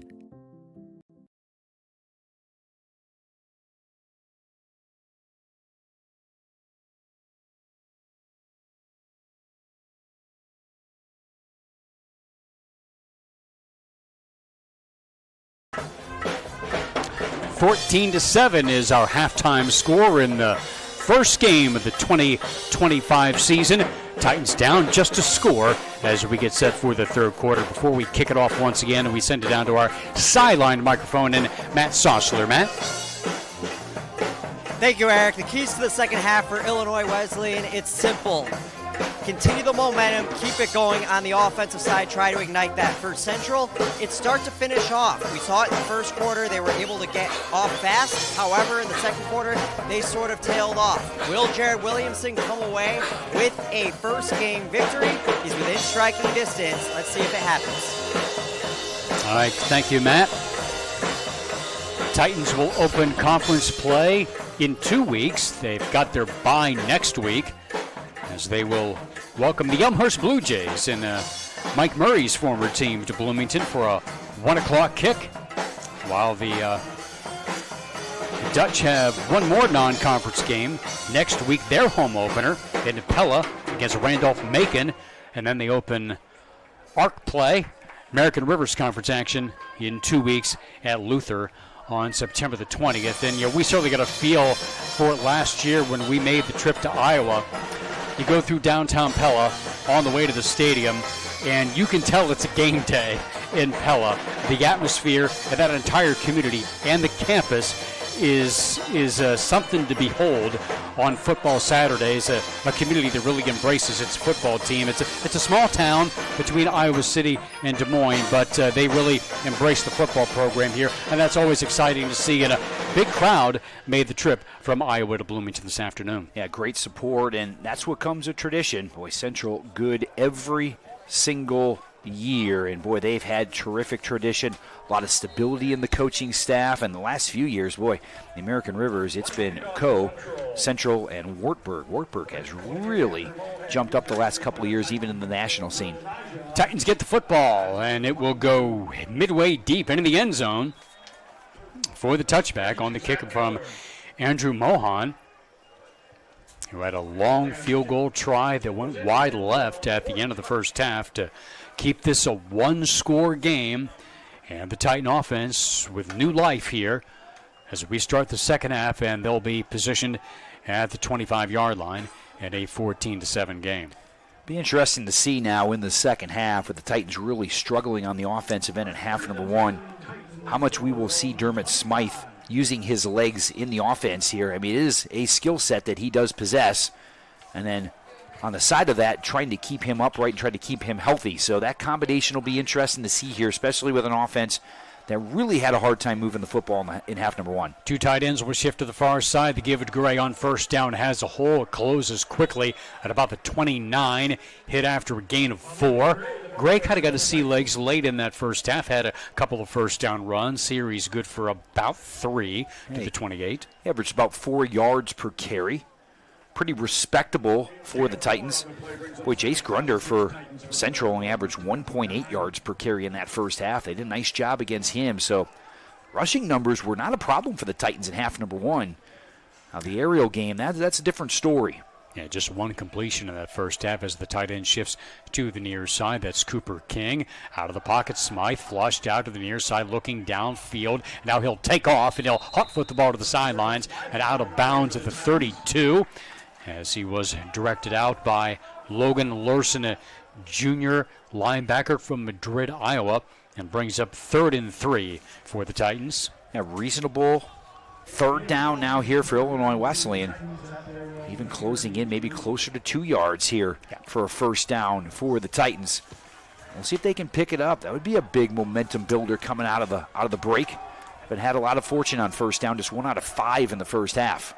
Gray to the right of Smythe. 2 receivers to the right and 1 to the left. As Smythe looks to throw, floats the ball to the far side. Has his man a catch. Naza is spun down, but picks up first down distance to the 38 for a gain of 6 at a first down. Peyton Richards on the tackle. Just the second completion so far for Smythe. Now, Will Nazas had a nice afternoon with that kick return to catch right there. We got a player down now for Central. I thought a really nice job by the Titans rolling Smythe out right there, able to get a little bit of vision. Naza kind of got lost by the defense there on the far side, and able to pick up a first down, a significant first down for Illinois Wesleyan. They only had 3 in the entire first half. If you can establish something here, even if you don't put points on the board, just flipping the field and the field position. And again, we talked about this at the beginning of the game. The goal is to be in the contest going into the fourth quarter and see what happens. And so far, so good for the Titans. They continue to hang around this afternoon. Jacob Williamson is the injured player being tended to for the Dutch. He is a senior from Iowa City. As the Titans have a first down at the 42-yard line. We mentioned the 2 games in the CCIW play that are being played this afternoon. Wheaton could be taking its first loss as Williamson now able to come into his own power, and he'll be helped off as he makes his way to the sidelines. Under the lights tonight, Augie will open at Simpson. Carthage plays at Lakeland. North Park will play at Ripon. And WashU is home tonight against Rhodes College. And North Central will open up next week as the rest of the league will take its bye before conference action begins on the 20th. And the Titans will host Elmhurst here on the 20th. And then the Titans go on the road for the first time at Carthage at the end of September. And off we go once conference play hits. Boy, it is straightforward in the CCIW. Now the Titans picking up that first down, trying to really get their first real drive of the contest going here. It has been a real struggle offensively. No, it's great to the left of Smythe, and he'll get the handoff on first down, has a hole, gets across the 45, and grinds out about 5 yards to the 47. Our right tackle. Now mark it at the 47-yard line. Emily Gray has run well in this game. Nice job putting his head down there. Picked up a couple extra yards after contact. It's a nice job. As we mentioned, Jahari Scott thought they'd be the starting tailback this year, out with an injury. Danny Kent right in behind him. He's been dinged up. Not seeing much action today. And Gray's really done a nice job providing some positive yardage on first and second down. Now second down and 5 at the 47 as they go right to left, and Gray gets swallowed up here as they penetrate and wrap him up at the 45. Looks like it'll be just a 1-yard loss as they mark the ball down to the 46. And the Titans will have third down and 6. It looked like Ethan Thomas, the 6'3 senior, 250 on the defensive line. Got really good penetration. The Titans are trying a little bit of a delayed handoff there. Trying to get those defensive ends up the field. You got to control the D tackles, though, and that's what they were not able to do right there. Thomas able to slip in and be able to hit Gray as soon as he got the football. And now a situation here, you got third and long. One receiver on the right side and 3 to the left. They spread the field on 3rd and 6. Smythe from the pocket, flips it over the middle, has Naza, makes the catch for the first down into Central Territory, down to the 47 after a gain of 6. Cole Clark on the stop. Back-to-back third down conversions for the Titans. A nice job by Naza once again, finding an opening, a little slant to the inside. Ball timing perfect that time from Smythe. And a first down for the Titans. They drive inside Central Territory here. And back-to-back first downs. You got to feel good about the offense coming out of halftime. But Jimmy Dacey's loss is a huge loss for this team at the wide receiver position here to start the season. Somebody had to step up, and looks like Will Naza might be that guy. One receiver to the right and 2 to the left. Now a tight end will go into motion to the far side. That is Cooper King. As Smythe goes under center with a play fake rollout to the right, on the move, throws it, hits his man for a first down to the 31-yard line. G.B. Krusik as a sophomore from Morton, a transfer from College of DuPage, one of the new names we're going to have to get used to here this year that they will be relying on the offensive end. First down to gain of 14. A really nice job by Dermot Smythe. He sold that play from the very beginning. A fake down to Gray right there. Nice rollout. Just trying to freeze that defensive line for just a moment. Give yourself some space. And a nice throw on the run. Another first down for the Titans. 14-yard pickup now to the 33. Titans down a touchdown as Malik Gray shifts in the backfield, standing a few yards deep of Smythe into pass protect. Ball thrown to the near side. And Holmes goes up to get it and hauls it in. Naza with a terrific catch at the 15-yard line. A jump ball as a 5'10 sophomore out-leaped his defender, Gavin Smith, and hauls it in for an 18-yard gain. On the offensive side of the ball, it's all about making plays, and Will Naza has made some plays here on this drive. He's got the biggest play of the game already in his hip pocket for the Titans with that 90-yard kick return. They got their lone score on the board, and now trying to find the end zone on the offensive end for the first time today. 14-7. Boy, this would be a huge score for the Titans early in the half. First red zone opportunity of the year. Malik Gray is in the backfield, and Trevor Schertz goes into motion to the far side under pressure. Smythe gets wrestled to the ground as Evan Schrader able to bust his way into the backfield, and the senior wrapped him up for a loss of about 5. And Smythe had no chance on that particular play. Really well done. Looked like he might have get out of the grasp for just a second, but Evan Schrader able to get him to the ground. Another senior along that defensive line for the Dutch. We'll see what Illinois Wesleyan can do now here on 2nd and long. Again, you don't have to get this all back at once here if you're the Titans. Second down and 19, 24-yard line. Titans going right to left under the sunshine here in Bloomington, looking to tie the game early third quarter as he throws the ball deep over the middle, looking for Barnes. Up to get it. He hauls it in and stays in bounds. They mark him out at the 2. A Titan first down, a gain of 22 yards on the reception by the sophomore, Michael Barnes Jr. Yeah, they're calling it incomplete there, Eric. There was a conversation there on the sideline. And the officials got together, and I didn't get a good look at it, but it looked like Barnes got shuffled out of bounds on the play. But Coach Williamson not real happy about that call. Now, a big momentum play to have taken off the board. That's a big call right there. So now brings up 3rd and 19 for the Titans. They've picked up a couple of third downs already on this drive. The 11th play of the drive coming up. 8:47 to go in the third quarter. Titans took the ball from the opening kickoff of the quarter on a touchback. Have gotten down inside the red zone, now out to the 24 after a first down loss. We see the receivers, though, making some plays here for the Titans. Didn't see much of that in the first half. That's good news for Illinois Wesleyan, even though an overruled call that time. Looked like he might have been in bounds, but unfortunately for the Titans, the call does not go their way. But, Eric, some guys stepping up, making some plays here on this particular drive. Got to love to see that, especially after some big offensive key cogs not in the lineup here this afternoon. So 3rd down and 19 with 8:47 to go in the third quarter. And the Titans trailing 14-7.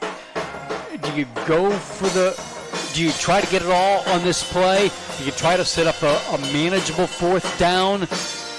Or do you just go for the end zone and figure you kick a field goal if you don't get it? Yeah, I think it's going to be a situation where you try to put your athletes in the best position you possibly can and see what the defense gives you. Hey, if it's the underneath, take the underneath. If you have something over the top, take what's ever over the top. But I think it's going to be under your quarterback right now. I think the one thing that you absolutely cannot have here is a sack. You cannot afford to lose yardage on this particular play. I wouldn't be surprised if the Titans are pretty conservative in this situation. Remember, the goal here is to hang around going into the fourth quarter. Right now you're sitting at 14-7. We'll see what the call is, but in this situation, no turnover, no sack, and if you can get points on the board, that's going to be the goal on this drive. And Coach Williamson talked this week about winning ugly. They're not going to win a shootout, so they'll probably play it more conservative. Pass over the middle for Naza, and it's incomplete. Off his fingertips, a little bit high. And it was deflected by Richard after he got a paw on it. And unfortunately, if that pass is on the money, that's probably a touchdown right there. Naza had just gotten a step on the defender, and Dermot Smythe just threw that ball a little bit too high for Naza to be able to bring it down. Nothing you can do about that. Now you got to knock through the field goal here. Boy, the sack on first down, boy, that was tough for the Titans to take. They were behind the chains on that series. Didn't get a call from the official on the near sideline. Nothing you can do about that either. Just got to knock this through and get some points. A.J. Vavrick, the freshman, a 41-yard try, and it just barely has the distance, and it is good from 41 yards out from the left hash as he knocks it through. They settle for 3, but still maintain the momentum as they cut the lead to 14-10, making most of the drive that goes 51 yards in 11 plays, and they cut the lead to 4. And they took 6.5 minutes off the clock as well, so a long, sustained drive. By far the best offensive drive we've seen of the day from Illinois Wesleyan. Not even close. They had nothing that even looked like that in the first half. So Titans able to get points out of that. They saw some receivers step up and make some big plays. Well, Naza made a big play. And it looked like they had a first down inside the 10-yard line, taken away by a tough call by the official. That's the way it goes. You shake it off, you get the points. Now you got to stop them on the defensive end. And the first thing you got to do is you got to set up good field position for your team with solid special teams play. And we'll see if they can get it done here on this kickoff. Field position is going to be vitally important here in the second half. Jace Grunder and Nate Fisher are back to receive, as Lex Sullivan will kick the ball away from right to left. And the Dutch had 13 first downs in that first half as they methodically moved the ball downfield, but the Titans did have some stops in that second quarter that gives them some optimism here in the second half. Sullivan with a kick to the far side. And it'll be Fisher across the 20, 25, 30, 35, and tripped up near the 38-yard line. Unfortunately for the Titans, short kick right there.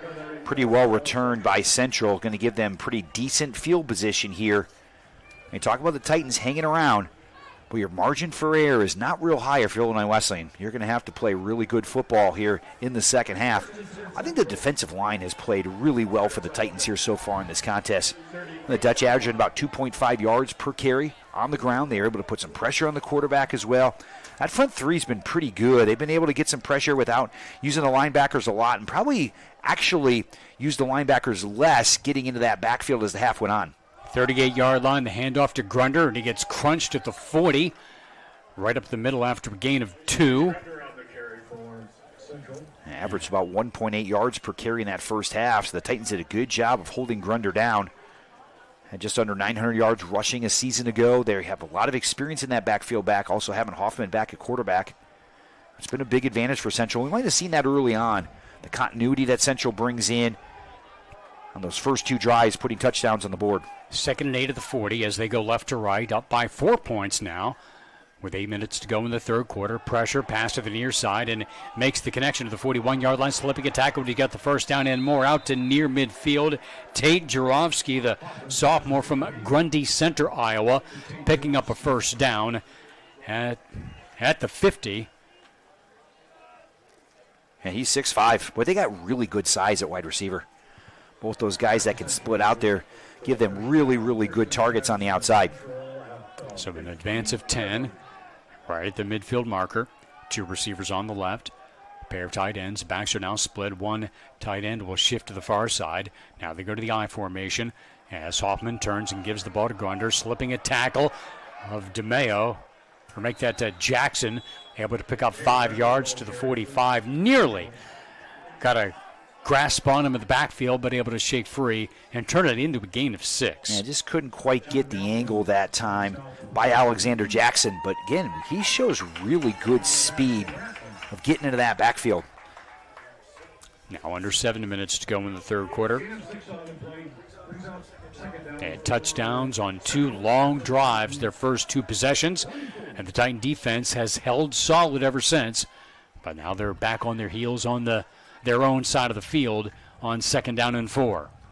Grunder with some room, tripped up in the backfield and just did get back to the line of scrimmage for no gain. Ian Whitaker, the junior defensive back from Central Catholic High School here in Bloomington. It goes for a loss of 1.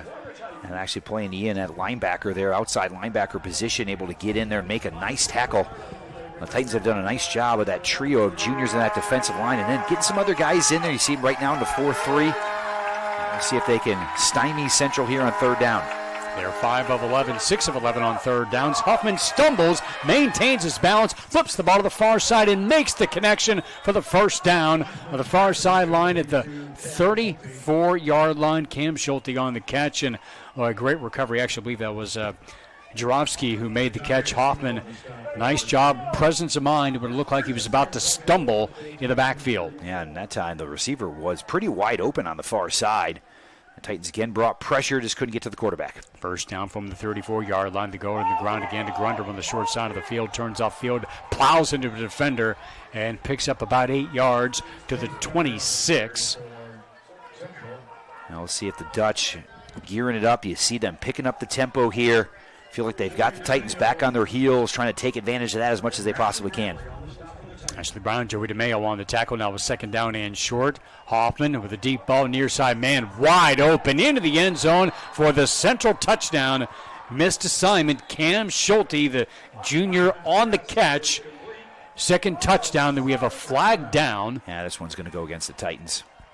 Offsides, defense, number 97. That penalty declined. Result of the play is a touchdown. Offside against Illinois Wesleyan as Central finds the answer after they give up points on the first possession of the half. They go 62 yards in 7 plays. That's really the first major breakdown we've seen from the Titan defense here so far today. It cost them 6. But again, you're still very much in this contest here with 5:09 to go in the third quarter. Andrew Mohan on to attempt the extra point. Not yet. A lot of confusion. Another flag down. This will cost Central 5 yards. Offense, the entire line. 5-yard penalty, still time. No need differentiating who is the guilty party there. They're all If it's guilty. the entire line, it's usually the center, isn't it? That would usually be the problem most of the time. Yep. But he didn't want to call him out. I guess I shouldn't have. My apologies. So it'll be a first extra point attempt now from 5 yards further out, a 25-yard try. Well within the range. And the kick is up and good for Mohan. Now 3 for 3 to make it a 21-10 game here with a 5:09 remaining here in the third quarter. Titans get the ball back, looking to keep the momentum going after their last drive, which netted them 3 points. As we check in once again with our sideline reporter and Matt Sossler. Matt? Well, Eric, the message of this Titan offense that has all of a sudden found new life after their drive stalled on a field goal, finish. Multiple captains, multiple leaders. That was the one word they said when going back into the huddle. Finish. Let's see if they can do that here and bring this back to a one-score game. All right, thank you, Matt. So some good work in that last drive as they were able to take it from the 25 all the way inside the red zone before the drive stalled, but have to have a lot better feeling about it than the way they looked in much of the first half. Yeah, some wide receivers really stepped up. The Titans today, their margin for error is going to be pretty tight, so they're going to have to make plays, and we'll see if they're going to be able to do that here in the last 5 minutes of the third quarter. On the other side for Central, well, you saw once they started taking control of that drive, kind of driving downhill at that point, picking up the tempo. They kept the Titans on the field, a little bit mixed up in the defensive coverage, but you got to give Central a lot of credit. Sometimes that high tempo makes you break down defensively. I think that's what happened to Illinois Wesleyan on that last drive. Yeah, Mohan on the kick and a fair catch, which actually took Naz back into the end zone for a touchback, and Titans will start at the 25-yard line as Illinois Wesleyan trails 21-10 with a 5:09 remaining here in the third quarter. We saw the Titans open it up offensively a little bit more on that last drive, and highly understandable. You know, the game plan coming in was to keep things close to the vest, avoid turnovers, try to stay in the game, control the clock, control possession as much as you possibly could. So we saw a lot of running plays, only 7 pass attempts in that first half, opening it up a little bit on that last drive, and Dermot Smythe was able to find a couple of open receivers, especially on third down. Titans going right to left to give it to Gray up the middle and not finding much daylight. Picks up just a couple of yards. And it gets swallowed up by a number of Central defenders. One of the best scoring defenses in the country last year, under 10 points a game. And impressive considering they have such an up-tempo offense. You mentioned the 91 offensive snaps against the Titans last year, a team that moves the ball quickly downfield, which often doesn't give the defense the break that they need, but they were still so stingy on the defensive end. The Titans at least able to get to double digits here today and needing a lot more. 2nd and 11 of the 24-yard line as King goes into motion to the far side. Pass over the middle, hits his man. That's going to be a first down to the 37-yard line on the connection to G.B. Krusek. Yeah, you talked about Central a year ago, lost 2 games, lost to Co., lost to Wartburg, both really close football games that could have gone either way. They finished at 8-2, outside of the playoffs for Division III, but that's the way it's going to be in the American Rivers. It's going to be physical football every single week. Wartburg really has been the dominant team the last 3 or 4 seasons inside the American Rivers, and they've made really nice runs in the playoffs as well. So that's kind of where Central's probably going to be sitting again this year, but they're always there in the top of the conference. Yeah, Dutch picks second behind Wartburg this season. It's a quarterback keeper here, and didn't fake anybody out as he is taken down at the line of scrimmage with a tackle there from Ethan Thomas, senior of Ankeny, Iowa. 2nd and 11 here for Wesleyan. Yeah, look at those ends for the Dutch, really solid in there. Thomas is one of those guys that can really get to the football for Central, but boy, they have been solid up front here against Illinois Wesleyan. The Titans have had a lot more success, though, throwing the football here so far in the second half. Dermot Smythe's been finding open receivers. We'll see if that continues. Persistence with the run game is important here. We'll see if they can get the aerial attack going. He was 1 of 7 in the first half, 5 of 7 in the second half. Throwing again, floats it over the middle and off the deflection, incomplete. As the linebacker Jonathan Weaver, the senior from Lenox, Iowa, got a hand on it, and that deflection broke up the pass for King. Yeah, Smythe was under heavy pressure that time, but that packet absolutely broke down for the Titans. So you can see the ball in the air right here, thrown into really heavy coverage. I just don't think Dermott had anywhere else to go with it. Otherwise, he was going to get swallowed up and have to take the sack. 3rd down and 11 for the Titans. They're 3 for 8 on thirds here today. 1 receiver on the left and now 2 to the right as Naza goes into motion to the far side. Gray in the backfield. Smythe from the pocket underneath on the seam. Hits his man. Naza got tripped up by one man to beat. And Derek Pacheco, the senior from Littleton, Colorado, tripped him up, or otherwise he could have gone the distance. That's a first down at a gain of 15. Oh, yeah, Naza and Smythe have really had a nice connection here in the third quarter.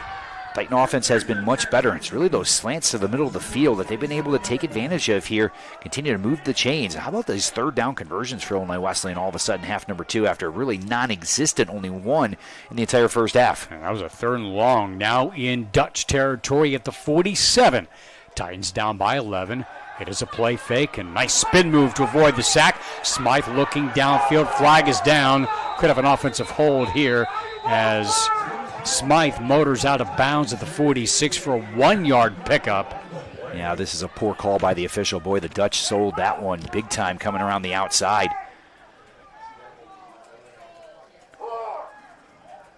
Holding offense, number 15, 10 yards to the previous spot. First down. So I'll take the ball back into Wesleyan territory. Yeah, that's unfortunate at that time as Dermott Smythe was rolling to the outside right there. Didn't look like much of a hold if there was one. And it's going to be 1st and long here now for the Titans. And now back at their own 43, 1st down and 20. With a 2:10 to go in the third, 21-10. Central College with the lead. 2 receivers on the right and 1 on the left. Now Cooper King goes into motion. Lining up as Nate's back on the right side. Smythe looking to throw. Flips it underneath. Has his man to the 40. Out of the 45, 47-yard line. And Tony Nato got tripped up. The sophomore from Lincoln Way Central for a gain of 6. So sets up a more respectable 2nd down. And trying to get Luke Zunkel out there to block the corner. Good job waiting for the blocks to open up. Able to get some of that yardage back here on 1st down now. Just trying to make it manageable here for the Titans. They tried to keep this drive alive, a drive that was very promising before the holding penalty pushed them back. 2 receivers right, 1 to the left. King shifts into motion to the near side. On 2nd down from the near hash. Smythe from the pocket underneath and a wide throw, but a good catch. Krusik able to haul it in as his momentum takes him out of bounds at the 42 for a gain of 7. And they'll have 3rd down at about 5 coming up here with 1 minute to go in the 3rd period. Well, the wide receivers for Illinois Wesleyan have had a really good 3rd quarter here. Kruzik's come up with some nice catches. And obviously we've seen that connection with Will Naza as well. Illinois Wesleyan is really starting to air things out a little bit more here as the half goes along. They're 4 for 9 on thirds here today. 3rd and 5. Rainbow to the near side. Krusik got past his man and got broken up. Well, ball put on the money, but Gavin Smith with a right hand in there to jar the ball loose to break up what would have been a pretty big gain, and we have a flag down to the backfield as well.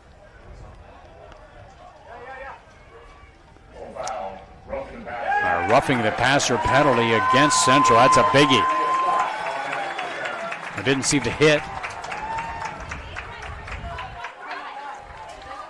Yeah, that's a huge penalty right there against the Dutch. That's going to give the Titans a 1st down here inside the 30-yard line all the way down to about the 27.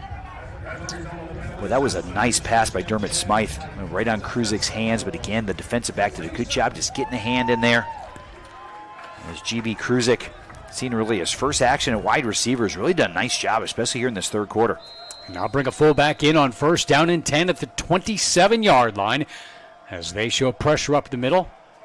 Titans now look to the line up once again. Play clock, still plenty of time, 10 seconds. Hand off, inside it's Danny. Noto make that and gets inside the 25 to about the 22. Tony Noto on the carry for about 5 yards.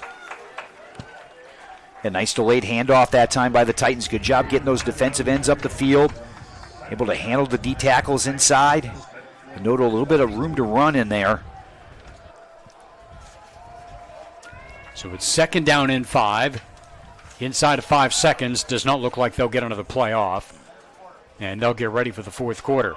But the Titans are on the march, down by 11. 21-10 at the end of 3. We'll come back for the final period after this timeout. Titan football at 88.1 FM, WBSN, and IWSports.com.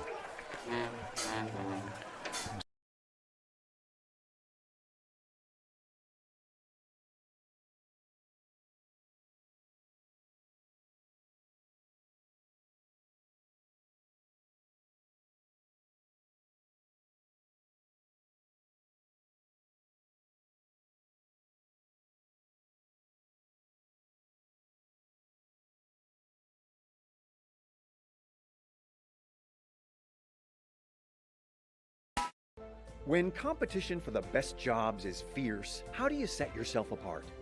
Experience? An education? Yes, but not just any education. At Illinois Wesleyan, we prepare graduates who break through the noise, who run the boardroom, the classroom, the lab, the stage. The best college for jobs in Illinois is right in your own backyard. Reach further, dream bigger, and break through at Illinois Wesleyan University. 21-10 in the first game of the Jared Williamson era at Illinois Wesleyan. Eric Stock, Joel Swanson, and our crew here at Tucci Stadium as the Titans with a 2nd and 5 at the 22 of the Dutch. They get a field goal in their only possession of the half until now, as they have a tight end in the formation. It's Luke Vetter, freshman from Lincoln Way East, and Gray behind him for the 2nd down play as they go left to right, trying to make it a 1-score game once again. It's a give to Gray. Gray looking to bounce to the outside as the 20-15 to the 10, turns the corner inside the 5, into the end zone, not quite. Marked short of the goal line, but a first to the goal coming up for Illinois Wesleyan after the jaunt by the junior Malik Gray. Now we've seen that a couple times. Boy, Malik able to turn the corner, using that speed. Boy, 22 almost found the end zone right there. But how about the Titans here on this drive, all the way down to the 1-yard line? As they look for their first offensive touchdown, the first TD came on a kick return by Will Naza, as now they have multiple chances to punch it in from the 1.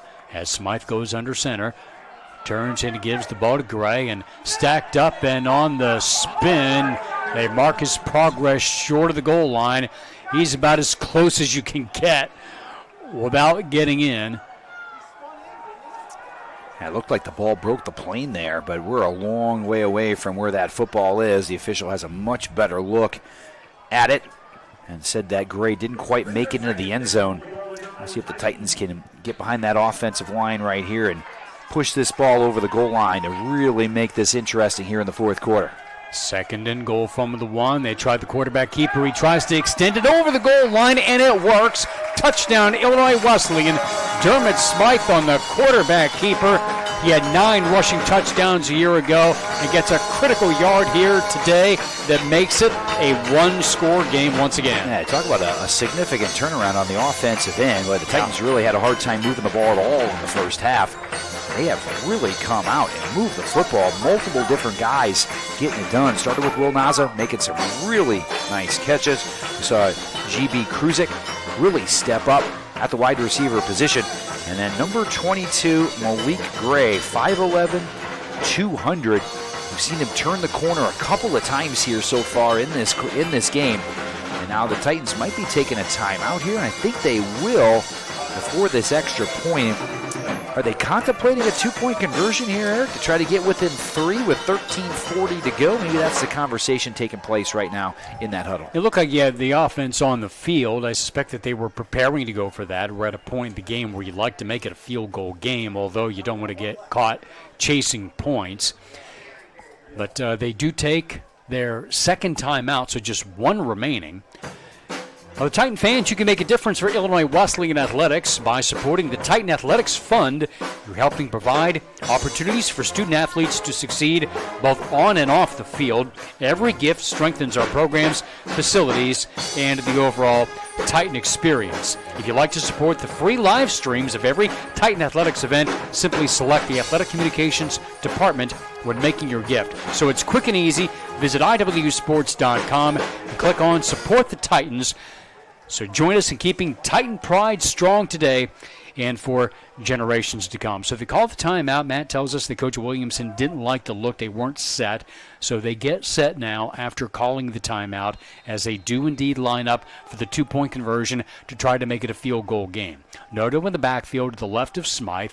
They'll shift King to the near side and two receivers to his right for this conversion play. Smythe has to spin out of a tackle and has a man wide open for the score. Hits his man to the near side for two. That was Tony Noto, a running back from Lincoln Way Central. And here we are. It's a field goal game, 21-18 with 13:40 to go. Yeah, it looked like everything's going to the far side of the field. Really well sold that time by Dermot Smythe, the quarterback. They sneak Noto all the way out across the formation right there. He is absolutely wide open. And the Titans are getting exactly what they wanted. The goal was to make this a game in the fourth quarter. Well, here we are, 21-18. And I don't think I can overstate, if the Titans can figure out a way to win this game, how important it would be for this football program. You look at the program on the other side in Central. That is a very, very good program every single year. A team that's going to contend for the playoffs every single year. And probably one of the most consistent football programs in Division III. So the last remaining time in this game, really important here for Illinois Wesleyan. It's going to start with the defensive side of the football right now to see if they can get a stop. The longer you can hang around, the more pressure you're going to put on the other side of the football field for the Dutch, who certainly came in favored here this afternoon. But the Titans have made it a game exactly where they wanted to be here in quarter number 4. Wax Sullivan to kick the ball from left to right, and Nate Fisher and Jace Grunder back to receive as the Titans go 75 yards in 11 plays. They've had scores in their first two possessions of this half, and it is now a 21-18 game as Sullivan runs under this one. Deep kick and a chance for Fisher. Backpedals to the 7-yard line. Just inside the numbers on the near side, 25-30. Slipping a tackle, spins out of it across the 40, 45-50, and all the way into Illinois Wesleyan territory. A huge return down to the 45-yard line. Sebastian Thomas, sophomore from Plainfield South, made the tackle, but not before a 45-yard run back into Illinois Wesleyan territory. Their second and longest of their long runs here today. That was well blocked that time. Boy, there were some guys that were sustaining blocks for Central. Really impressive. And sometimes special teams play just comes down to the depth of the program. Boy, Central right there sets up a really another nice kick return. Gets their offense good field position. We'll see if the defense can step up again. Boy, watch that front four for Illinois Wesleyan and see what they can do. 2 men in the backfield with Hoffman. With the handoff, now a flag down as the carry goes to Grunder. And he gets eaten up at the 47, just getting back to the line of scrimmage. But again, a flag down. I think this might be encroachment here. Actually, it's going to be a sideline warning against Illinois Wesleyan, I do believe. Sideline warning, Illinois Wesleyan.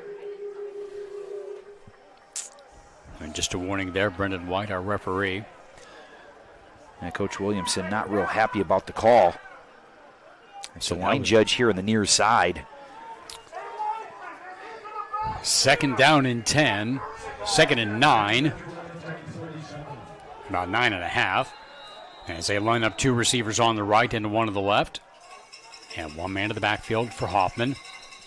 As Glover goes into motion and flags down again.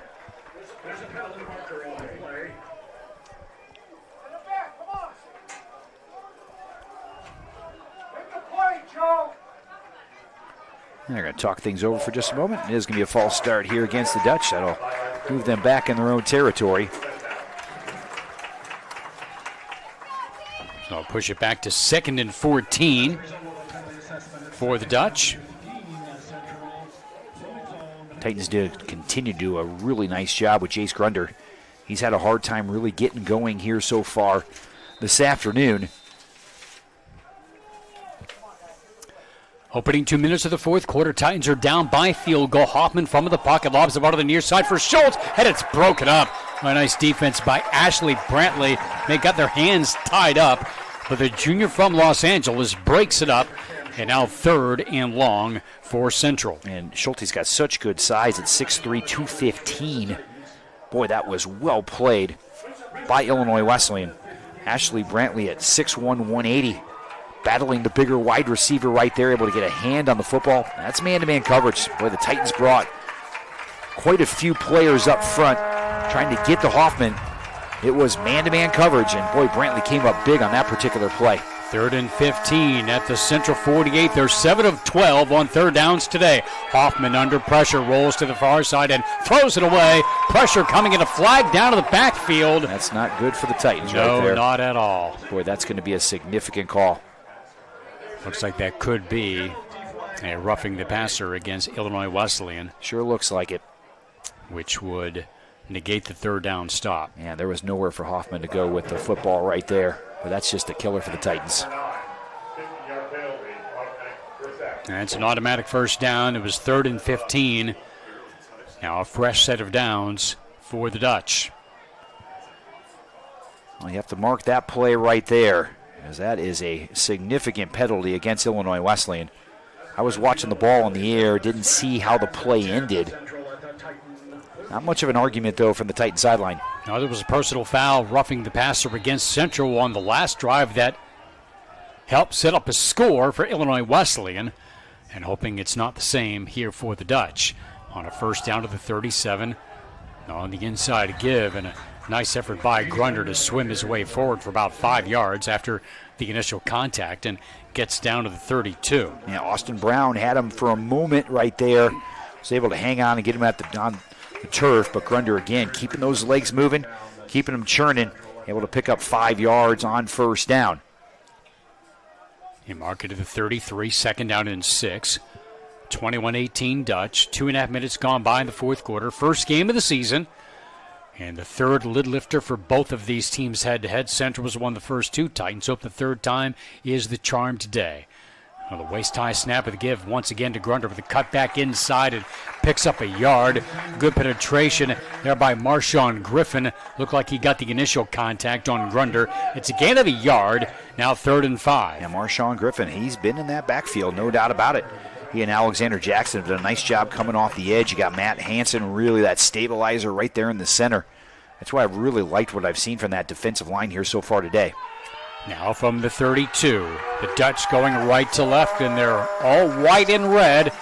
At a big third down as they lead by 3. Titans looking for a stop in what may very well be 4-down territory.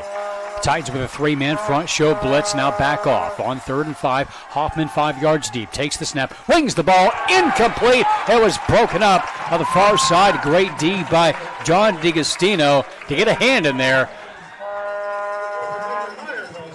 On the pass for Meyer on the far side, Nolan Meyer, now 4th and 5. Yeah, nice job that time, getting a hand in to be able to knock that football away. Now a huge 4th down here. The Titans look like they had a stop a few moments ago. Drive kept alive by roughing the passer penalty. Now these are the situations where the Dutch were able to complete these 4th and 3rd and 4th downs on those first 2 scoring drives. The Titans can get off the field now here on 4th down. They're 2 for 3 on 4th down today. 4th and 5 at the 32. Man in motion. Hopping with the catch. Over the middle to Schultz. A first down. Pinballs off a tackle and is down to the 21 for first down. A gain of 11 for the Dutch. D'Agostino making the stop, but not before they move the chains on a big 4th down conversion. Yeah, they go to the 6'3 wide receiver. Schulte will make another play right there. Just a slant to the inside, trying to cover up on maybe a fade route. Takes a step towards the middle. Able to pick up a big first down there for the Dutch. But again, Hoffman just settles in there, shows that senior leadership, that experience right there, throw right on the money. First down to the 21 as they convert their 3rd, 4th down of the game, and the handoff once again to the inside to Grunder. lowers the shoulder, and it gets inside the 20 and grinds out about 2 to the 19 as they get inside the red zone. We'll see if the Titans can hold them to a field goal right here. Love to stay within one score. So we get under that 10-minute mark left here in the contest. But we got to stay within a score here if you're Illinois Wesleyan, trying to stick around here in the fourth quarter. It's been a really good opener, though. A fun game to watch. Grunder behind Hoffman on 2nd down and 7. One receiver on the right, 2 to the left. Titans show blitz on 2nd down. Here they come. Bobbled snap. Hoffman picks it back up. He takes off, has some room to the 15 and bumped out of bounds near the sticks on the far side. Looks like he'll be about a yard shy. Out of bounds at the 13. Hoffman, we've seen several times have broken plays, either a bobble, bad snap, and he's done a nice job of ad-libbing and preventing those plays from becoming disastrous for Central. Here he turns it into a 6-yard gain. Yeah, just nobody there on the far side there for the Titans to be able to take advantage of the mistake in the backfield there for the Dutch. Once again, Central with a long, methodical drive right here, able to pick up that huge 4th down a couple moments ago. 3rd and 1 from the 13. Titans down 3, needing the stop. The give, and he gets cut down to the backfield. Jace Grunder lost yardage. Marshawn Griffin again getting into the backfield. A loss of 2, and the field goal unit comes on, so this would remain a one-score game even if he converts. And the Dutch missed a 48-yarder right before halftime. See if they can knock this one through. But how about Marshawn Griffin? Boy, he has really played well. And again, the defensive line for the Titans has been tough here today. Andrew Mohan from 32 yards out from the right hash. Connor Folk to snap. The hold is there. The kick is up with plenty of distance. And it is good as he knocks it through to make it a 24-18 lead for the Dutch with 8:56 to go, and that coming after a long kick return. Remember, they started that drive in Illinois Wesleyan territory. They limited them to a couple of first downs. As difficult as they were, the roughing the passer on 3rd and long, and then the 4th down conversion. But they bow their necks and they make the stop. They certainly did. Boy, the defense has really stood tall today. Gave up those 2 early scores to Central, go down 14-0. And the offense has caught up here in the second half. They've been able to move the ball pretty consistently. We'll see, this might be the drive here to put the Titans ahead. I think if you'd asked the coaching staff, though, before the game started, 8:56 to go in the fourth quarter, you're down 6. I think every one of them would have taken it here against Central in the opener. 8-play, 32-yard drive on the short field that netted them the 3 points. It's a 6-point game with 8:56 to go. Titans offense has scored the last 2 trips. They'll need 6 here. Deep kick far side. Sam Keller at the 3-yard line. Catches it at his waist. Has the 10 to the 15. Shake and bake move. Gets across the 20 and met by a line of defenders for Central as he gets across the 20 to the 21-yard line. And the Titans start there with 8:49 remaining in a 24-18 lead for Central. Yeah, you could see a good job that time by Central on that kick return coverage, getting off the blocks, getting downfield, just nowhere to be able to go with the football. So 1st and 10 now here for Illinois Wesleyan. Dermot Smythe has had a really nice second half. Guys stepping up offensively. They've been able to put the ball in the air and really put some pressure on this defense. He's 9 of 18 for the day, 104 yards, sacked once. Gray steps behind him. Smythe 5 yards deep, turns to play, fakes Smythe under pressure with a nice juke move. Throws the ball to the near side, incomplete. Looking for Barnes and broken up. Put into a danger zone. There was Ben DeMilner, senior from Chelsea, Iowa, got a hand on it, jumped the route, and broke it up. Well, once you come out of that snap right there, you're hoping not to be staring right at the defensive end. And that's exactly what Dermot Smythe was staring into. Made a nice move to be able to get away. Clear some space, trying to look downfield. Might have had a little bit more time than he thought. Not really anybody coming from the backside. And threw that ball into coverage. One receiver on the left and 2 to the right on 2nd down and 10. King goes into motion to the far side from the pocket. It gives him enough time as he hits his man over the middle. That's Krusik.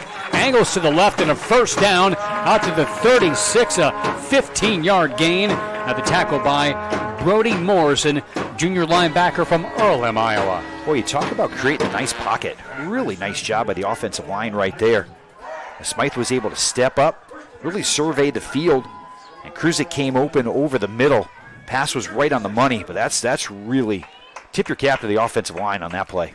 15-yard gain now to the 36, ball at the far hash. As Smythe pops up from under center, looks to the sideline. Play clock under 10, 8 minutes to go for the game. Now to the I formation once again. It's Gray on the carry. Gray cuts left and grinds those legs, picks up a yard out to the 37, just inside the numbers. I thought Malik was going to be able to bounce one outside once again there. Kind of got snowed under after the initial contact. Looked like there was a little bit of room to the outside if he just could have bounced out. Couldn't quite find it. Held to just a 1-yard gain there. Got to be persistent, though, with the run. You got to slow down that pass rush for Central as much as you possibly can. Got to try to keep those defensive ends inside and not getting to Smythe as quickly. Midway through the fourth, Titans down 6. Smythe over the middle, a little high. King can't quite hang on.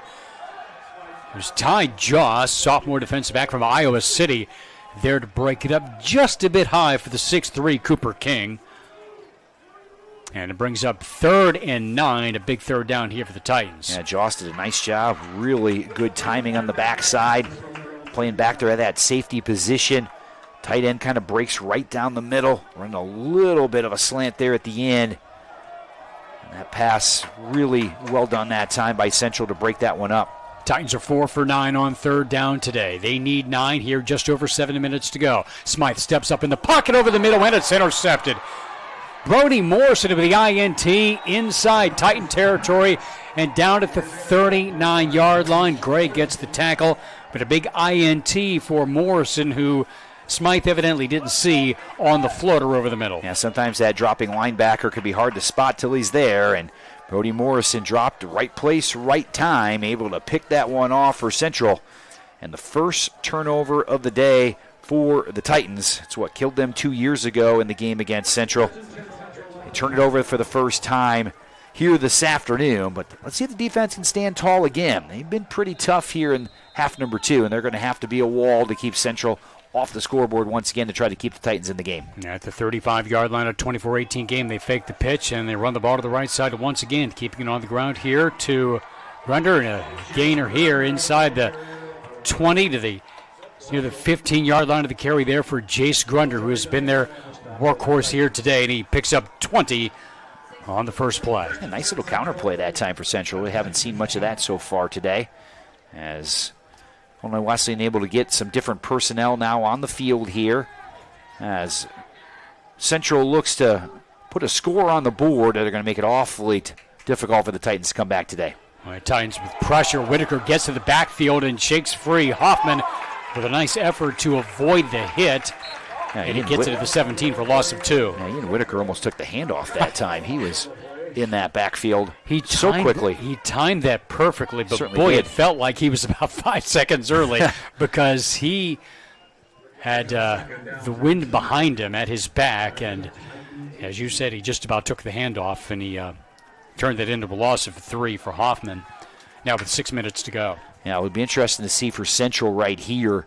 You know, you're behind the chains, how conservative they're going to be now near their goal line. Hoffman from the pocket to the far side throws it wide for Schultz in good coverage. Well, if you're there Central, by Brantley. If you're Central right now, you need points, right? You got to make this a 2-possession game. That's goal number 1. Put points on the board, make it a 2-possession game, even if that's a field goal in this situation. Being up by 9 instead of 6 makes a huge difference with the time left on the clock in the fourth quarter. They're 7 of 14 on third down. 5:50 remaining. The 6-point lead for the Dutch. 3rd and 13. They need to get to the 5-yard line. Keegan Glover goes into motion. Hoffman standing tall 5 yards deep. Pressure up the middle. Hoffman unloads in time to the near side. Bobbling effort. And it looks like they're going to say it's a catch. He'll be short of the first down at the 7-yard line. It is a completed pass, they say. It's a gain of 11, but it is going to be short of the first down. They'll have a 4th and 3, and the field goal unit will come on. Yeah, you got to get the points right here. Points are the most important part here if you're Central. So Andrew Mohan, who kicked a 32-yard field goal on their last trip, now a closer try of 26 yards. Now trying it from the left hash. Here's the snap, the hold is there. The kick is up with plenty of distance, and it is good with 5 minutes to go. And back-to-back field goals as they take advantage of the interception, which gave them a short field. They pick up just one first down. They go 27 yards in 4 plays. And now a 27-18 lead, a 2-possession game for Illinois Wesleyan as they get the ball back with just 1 timeout remaining. Yeah, but still 5 minutes on the clock. Still plenty of time here this afternoon to make something happen here at Tucci Stadium. It's going to start with the kick return. We'll see if they can do a better job of getting some positive yardage up the field here, try to establish some better field position. Maybe don't have to try to drive the football as far as they have on that previous possession. Start with a really nice kick return. We saw Nasra return one to the house earlier in the contest. And we'll see if the Titans can establish that. They've done a nice job of protecting Dermot Smythe here in the second half. Been able to get the football downfield a whole lot better than half number 1. Dermot Smythe's an experienced quarterback. Got some receivers that are starting to step up. The Titans still very much in this ball game here with 5 minutes to go, down by 9. But certainly going to have to make it happen in a hurry. Will Naza, Sam Keller back deep. And Keller will give way to Naza at the 5-yard line. Angles left, has the 10 to the 15. Out across the 20, 25. And it gets snowed under near the 28-yard line. Just Thrive Health. Founded with deep Titan athletics connections by Illinois Wesleyan baseball alum Billy Anderson and his wife Tina. Proud parents of Titan basketball alumni Nina and Marco. Just Thrive Health, where Titan traditions thrive. So with a 27-yard line for Illinois Wesleyan, with under 5 minutes to go, as the Titans need 2 scores. We'll see if they can get one quickly. It'll be interesting to see what Central does and how much pressure they're going to put on Dermot Smythe here and how many backers they're going to bring here on this particular drive. Well, they bring some pressure. He has to unload in a hurry and a terrific effort on the far side, and he made a catch. Krusik with a catch and a first down over the shoulder at the 46-yard line, a 19-yard gain. Yeah, G.D. Krusik has really come to life here in the second half, as Dermot Smythe has had a number of options where the receivers have really stepped up nicely for the Titans. Out of the 46, with under 4.5 minutes to go. Smythe with a clean pocket this time. Guns it over the middle, sliding to the football. Will Naza, a first down. A little softer zone here for Central. Titans taking advantage of it. A first down at the 36 of the Dutch. Yeah, things will tighten up here as you get farther down the field here for Illinois Wesleyan against this Central defense. But Naza with a nice sliding catch right there for the first down. Now under 4 minutes to go. Titans are on the move. Now some protection here for Smythe. He'll step to his left, throws across his body, and throws it incomplete. Out on the far side, and certainly had to rush that attempt as he tried to connect with Cooper King. And it's 2nd and 10 with 3:50 to go. Yeah, I thought Dermot might be heading for the sideline right there, trying to get out of bounds to be able to stop the clock here, trying to preserve as much time on that clock as he possibly could. Looking for a receiver downfield, but certainly well defended that time by the Dutch. Smythe is 12 of 25 for 155 yards, 1 interception. 2nd and 10 from the 37. Smythe takes the snap, looking to his right, hits his man. Barnes can't hang on as he looked to turn upfield, saw pressure coming from Jonathan Weaver, and out of his hands brings up 3rd and 10. Yeah, Barnes will have better days, no doubt about it. Second drop today. All you can do now is turn your attention to the next play that's out there. Would have been pretty close to a first down there for the Titans, so significant loss of yardage for Illinois Wesleyan. Titans are 4 for 10 on 3rd down today. Gray to the left of Smythe from the 37. King goes into motion to the far side. 2 receivers on the right. Smythe drops the snap, picks the ball back up under pressure. Well, he's in some trouble. Scrambles to his right and takes the sack back at the 47-yard line. A loss of 10, wrapped up by Noah Parsons the sophomore from Iowa City. It may be 4th down territory, but it's 4th and 20 now after the sack. Yeah, there's really no good options here right now for the Titans. Can't punt the football in this situation. And obviously, if it's a one-score game, it's totally different. But in a two-score game, going to be forced to be able to go for this. Not a lot of great play calls here on 4th down and 20, but let's see if they can make some magic happen. Just over 3 minutes to go. 4th down and 19. As Smythe stands tall in the pocket, tries to take off, stays on his feet, looking, tries to throw, can't do it, and he gets tripped up at the line of scrimmage. It was Cole Clark, the linebacker, finished him off at the line of scrimmage as he was unable to unload the football on 4th and desperation as the Titans turn it over on downs with 2:55 to go. Yeah, just nowhere to go with the football downfield. And it might be one of those situations as the quarterback, you just have to throw it, try to make something happen. You take the sack on 4th down there, you're going to turn it over anyway. Even if you have to squeeze something in, just try to make a play downfield and see if one of your receivers might be able to make a nice catch to be able to get that first down. I think he was trying to position his body so he can actually make that throw. That was the challenge as he was running to the opposite sideline and just ran out of time. As the Titans give it up on downs at the 46-yard line, and they'll keep it on the ground once again, grinding it out with Grunder as he gets into Illinois Wesleyan territory on a 5-yard gain. Joey DeMeo making the tackle. The Titans have just one timeout remaining. They'll save it for now as the ball is now in Wesleyan territory at the 49-yard line. Down by 2 scores right here. You got to try to force a turnover. That's the one thing that's going to try to get you back in the contest here. Titans had to use a couple of timeouts earlier in the half here, and that's a little bit costly for them in this situation. Certainly going to be an uphill battle now for Illinois Wesleyan. And for Central right now, just hang out of the football. 2nd and 5 at the 49-yard of the Titans. A play fake there. Hoffman will roll out. Surely he's not going to throw it here. Stay in bounds. That's the number one thing. Stay in bounds. Yeah, slides down just across the 50s. He gets back to the original line of scrimmage as the Titans will take advantage of the 2-minute timeout here.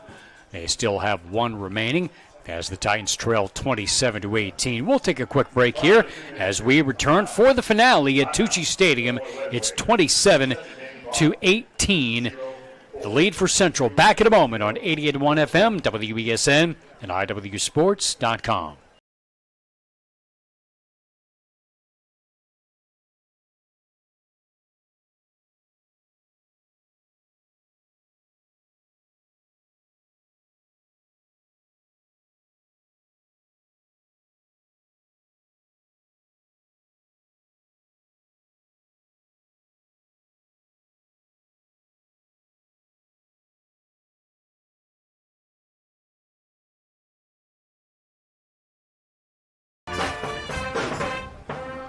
Well, we're not quite to the 2-minute timeout. Illinois Wesleyan burned its final timeout so that they can get the timeout on what they hope will be a 3rd down stop for them to have an opportunity to get the ball back.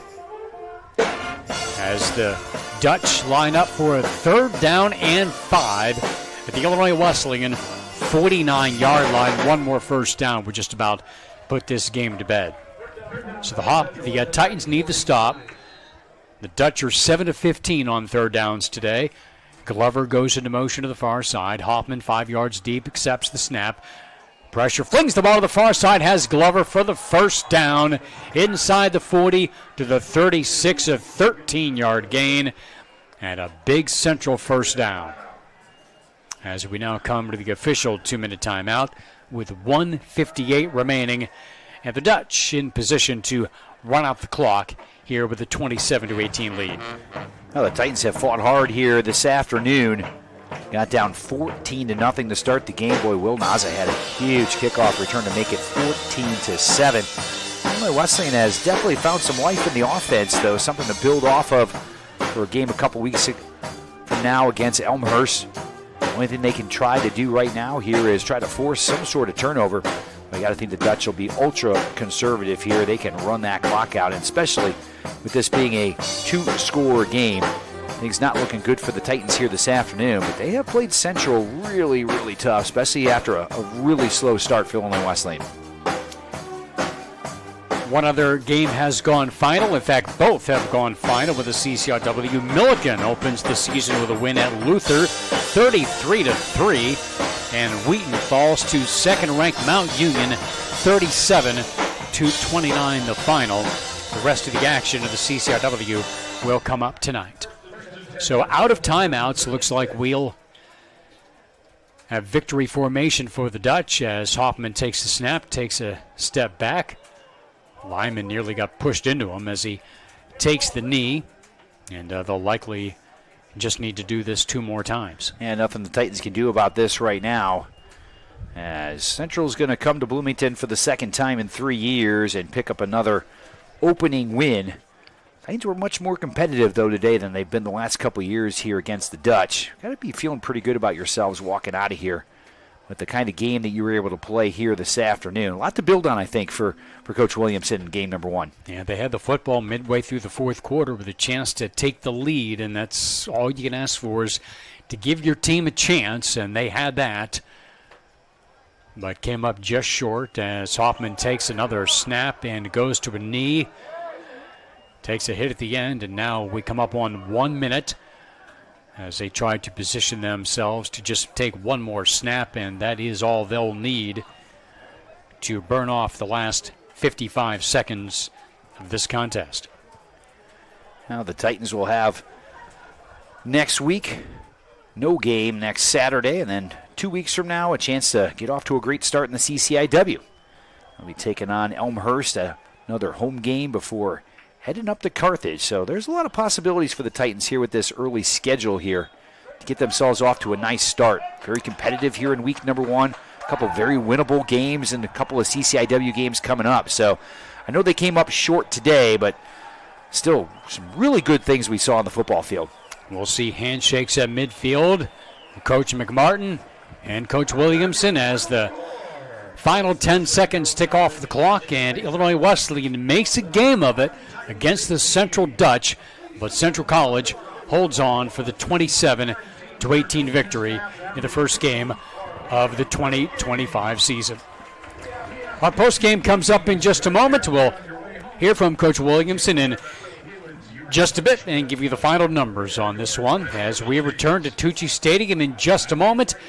This is Illinois Wesleyan Titan Football on 88.1 FM, WBSN, and IWSports.com.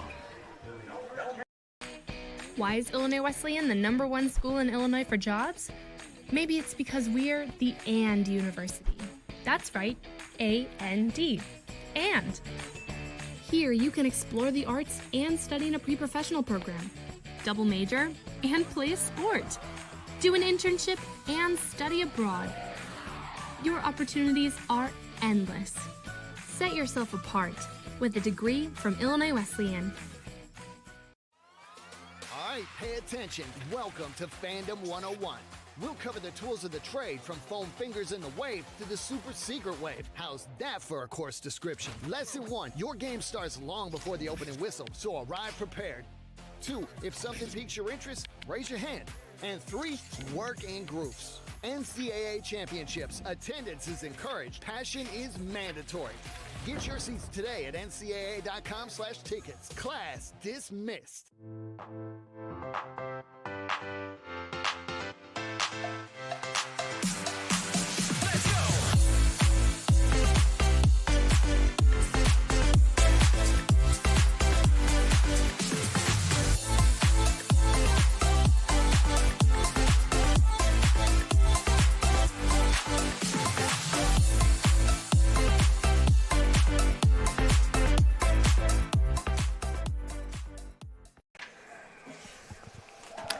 Welcome back to Tucci Stadium in Bloomington. Eric Stonk with Joel Swanson and our crew here on IWSports.com and 88.1 FM as Illinois Wesleyan makes a game of it here this afternoon at Tucci, but they are unable to pull it out here as they fall 27-18 in the opener here against the Central Dutch, a game in which the Titans had to feel pretty good about in the first half, Joel, as they were really controlled in terms of the line of scrimmage.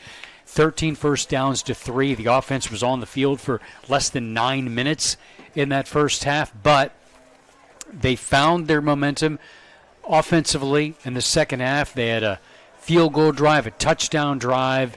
It looked like the offense was much improved as the game went on, whether that was adjustments or finding their rhythm or whatever it was.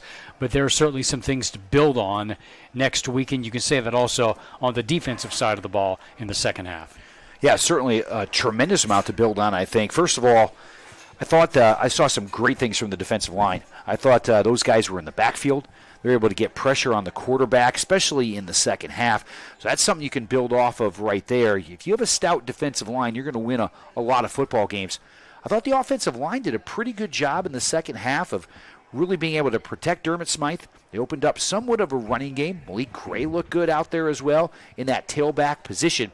You have to remember, there are some guys that the Titans were really counting on the offensive side of the football that were not available in week number 1. Probably your top 2 tailbacks. Jahari Scott out for the year. Danny Kent didn't see any action today. Maybe trying to rest him up for Elmhurst a couple weeks from now. By far your top receiver returning, Jimmy Dacey, didn't see any action today as well. So there were some key cogs missing in that offensive line. It might have just taken some time for them to be able to get things together and some guys to really be able to step up. Saw some really nice things out of Will Naza. I thought he had a terrific game today. Yeah. Really, the kick return, but in the second half, he and Dermott Smythe really found a connection. That is something to build off of. And G.B. Kruzik as well really stepped up at that wide receiver position, maybe kind of becoming that second option back there for Dermott Smythe. There were a tremendous number of questions at the wide receiver position going into the second half today. And I thought those guys gave a lot of really good answers. Dermott had some really nice throws. And the Titans found some offensive continuity in half number 2. So, Eric, I think on both sides of the ball, a lot to build off of. And you can't you can't forget who the opponent was today. Yep. I mean, Central is a good football team. I think the word that you would put for that program is solid. They are solid every single year. They're going to put a really good, solid football team on the field. I thought the Titans hung with them toe-to-toe in the second half. It is quite obvious that the margin probably could have been a little bigger at halftime. Maybe Central missed some opportunities. Obviously, having that kick return go for a touchdown helps a lot as well. If you kind of looked at the margin in total yards, you kind of thought, maybe Central's up by at least 2 scores at half. Titans hung in there, though. Were able to get to halftime at 14-7 and certainly made this a game in the second half. And as you mentioned, in the fourth quarter, had the ball with a chance to be able to take the lead. I think actually Coach Williamson got everything he wanted out of his team today. The way he scripted it, the way he talked to us about the game during the week, I think it played out exactly how he wanted it to play out. You get the feeling that the Dutch team, expected to be one of the top teams in the American Rivers Conference, would certainly compete at the CCIW, and they would be one of the top contenders here in this league. So this is a very good testing ground for Illinois Wesleyan to see how they can stack up against the best teams in the CCIW this season. Yeah, and I think, obviously everybody across the country right now is, not just the CCIW, is chasing North Central. But Central is one of those programs that is trying to take that next step on the national level, making the playoffs, and then really being able to advance. They are a tremendous football program, really well coached, very physical. Boy, I thought the Titans did a really nice job in the trenches today, and we'll see if they can keep that going in a couple weeks because, as I mentioned, some really good opportunities here early in the conference season. With Elmhurst coming up, Carthage coming up, you could really get yourself off to a nice start. So I think a tremendous amount to build off of here in week number 1. All right, the debut for Coach Jared Williamson, and he is with our sideline reporter, Matt Sossler. Matt?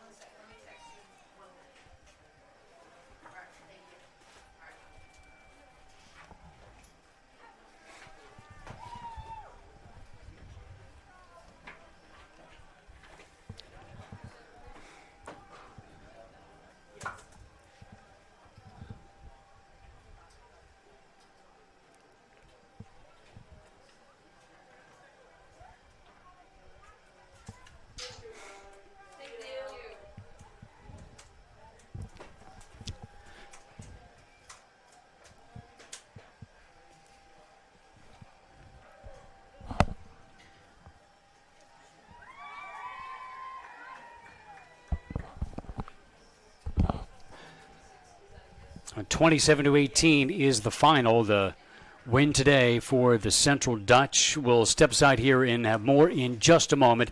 This is Titan Football on 88.1 FM, WBSN, and IWSports.com.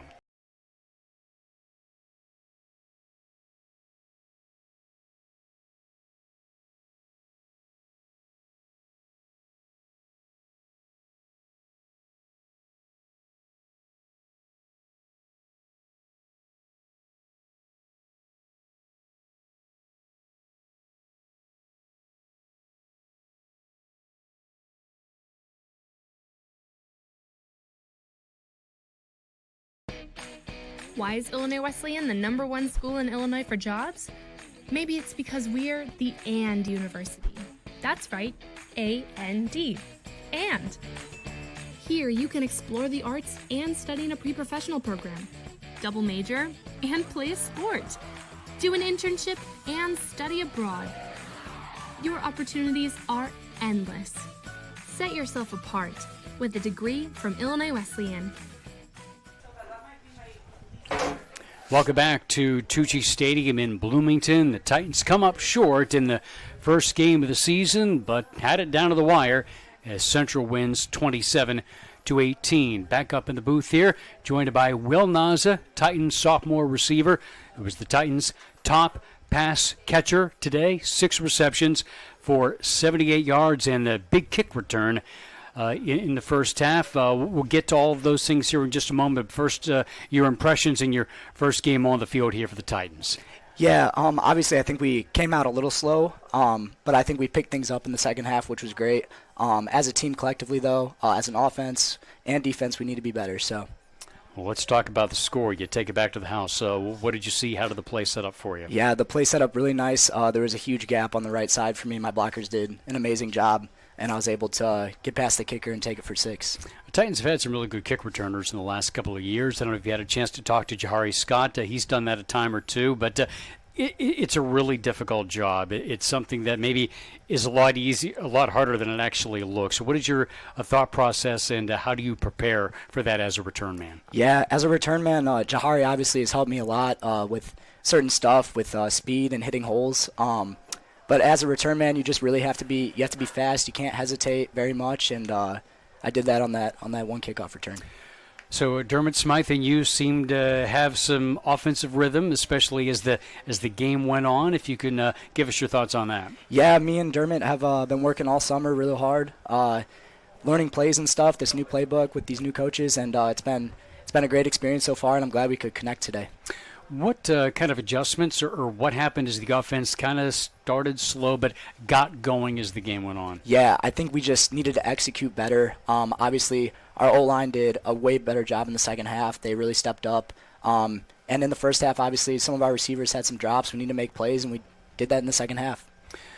So you have an extra week as you prepare for the first conference game. What do you think the Titans are preparing for or are going to be focused on here in this extra week getting ready for conference play? I think just as a group collectively, obviously this was a close one that didn't go our way, but we need to just execute and really finish our drives better, I think, in the red zone.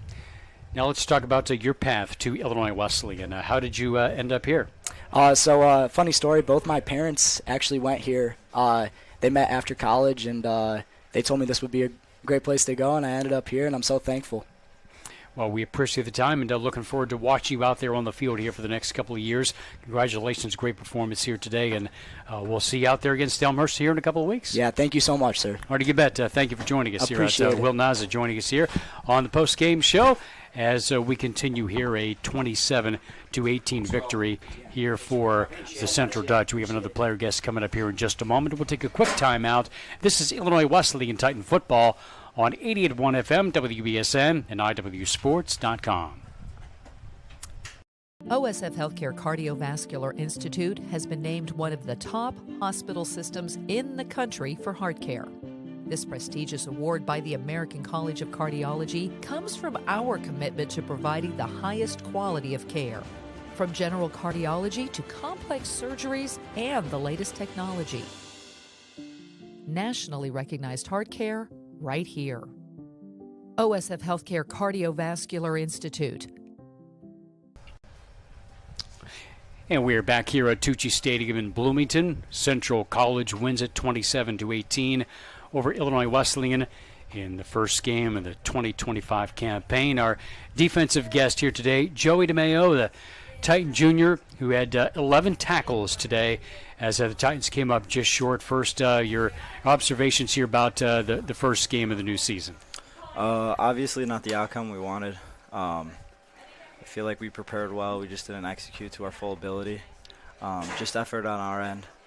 We could have been a lot better for sure. And I know we all think that, and the team's ready to work for next week.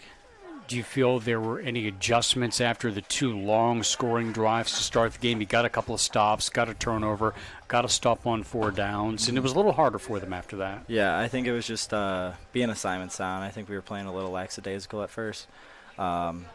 Just sloppy tackling, not too much adjustments to be made. Just knowing our keys and stuff was for sure something that we didn't expect out of their offense, but we were able to adjust pretty fast. You expect that to be a focus in practice here over the next 2 weeks? I think the next 2 weeks we're just going to practice just being an assignment sound, a different opponent with Elmhurst coming up. And, for sure, different playbook. Central runs a very different scheme than most of the CCIW teams. So we'll just be focusing on practicing hard, knowing the opponent that's coming the next week. What has the adjustment been like for you as one of those who has been in waiting behind a veteran group last year? Almost the entire unit graduated last year, at least the number one. So what was it like for you preparing not only for a larger role coming in, but an entirely new system? Yeah, I would say something to prove, for sure, just to describe it overall. Just coming in with the mentality that we all got to be great. We all have something to prove. We have nothing to lose as a unit. The expectations, people don't expect us to be as well because we lost a lot of guys, but we all have that mentality that we want to be the best defense in the CCIW for sure. How much of an adjustment has it been? You're really just, 14 practices and a scrimmage, and here we go. Mm-hmm. Yeah, I mean, the adjustment, I think we flowed into it really well. We had spring ball, which went really well, and then the guys were pretty committed to just buying in with these coaches because we know they know what they're talking about. So we've all bought in very well. If you could talk about your path to Illinois Wesleyan. I know we're going back a bit, but how did you end up becoming a Titan? Yeah. First of all, I have a buddy, Mo Khalil. He's a senior this year. He, convinced me I wasn't really sure where I wanted to do after high school football. And he was like, come to school. It's awesome. And I know on my first visit, it was amazing. It felt like home to me.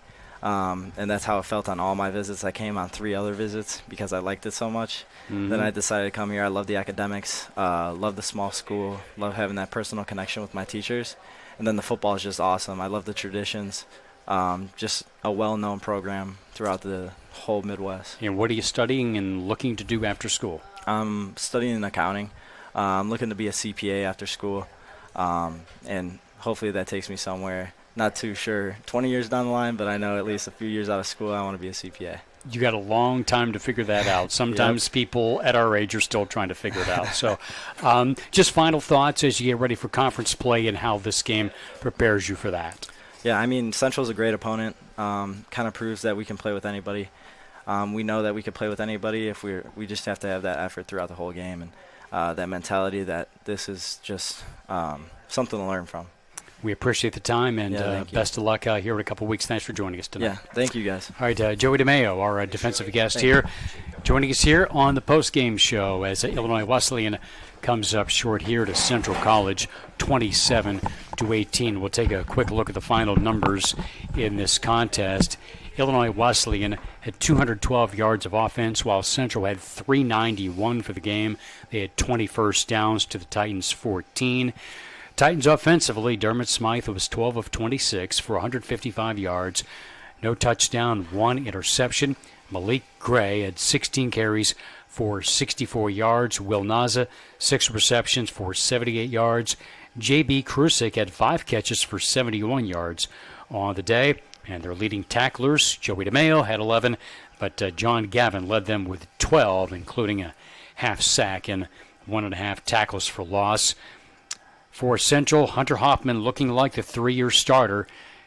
293 passing yards on 22 of 35, 2 touchdowns, 1 interception, and some big conversions down the stretch. Hooked up with Cam Schulte 8 times for 123 yards and 2 scores. And Jace Grunder, the workhorse of the backfield, had 22 carries for 66 yards on the day. But still, a lot of positives for Illinois Wesleyan after the very competitive game here today and getting ready for conference play here in 2 weeks. Yeah, no doubt about it. Great opportunities for the Titans coming up. Got a home game against Elmhurst, on the road against Carthage. Trying to get off to a great start in the CCIW, build some momentum in the program. But I think they took a step forward today.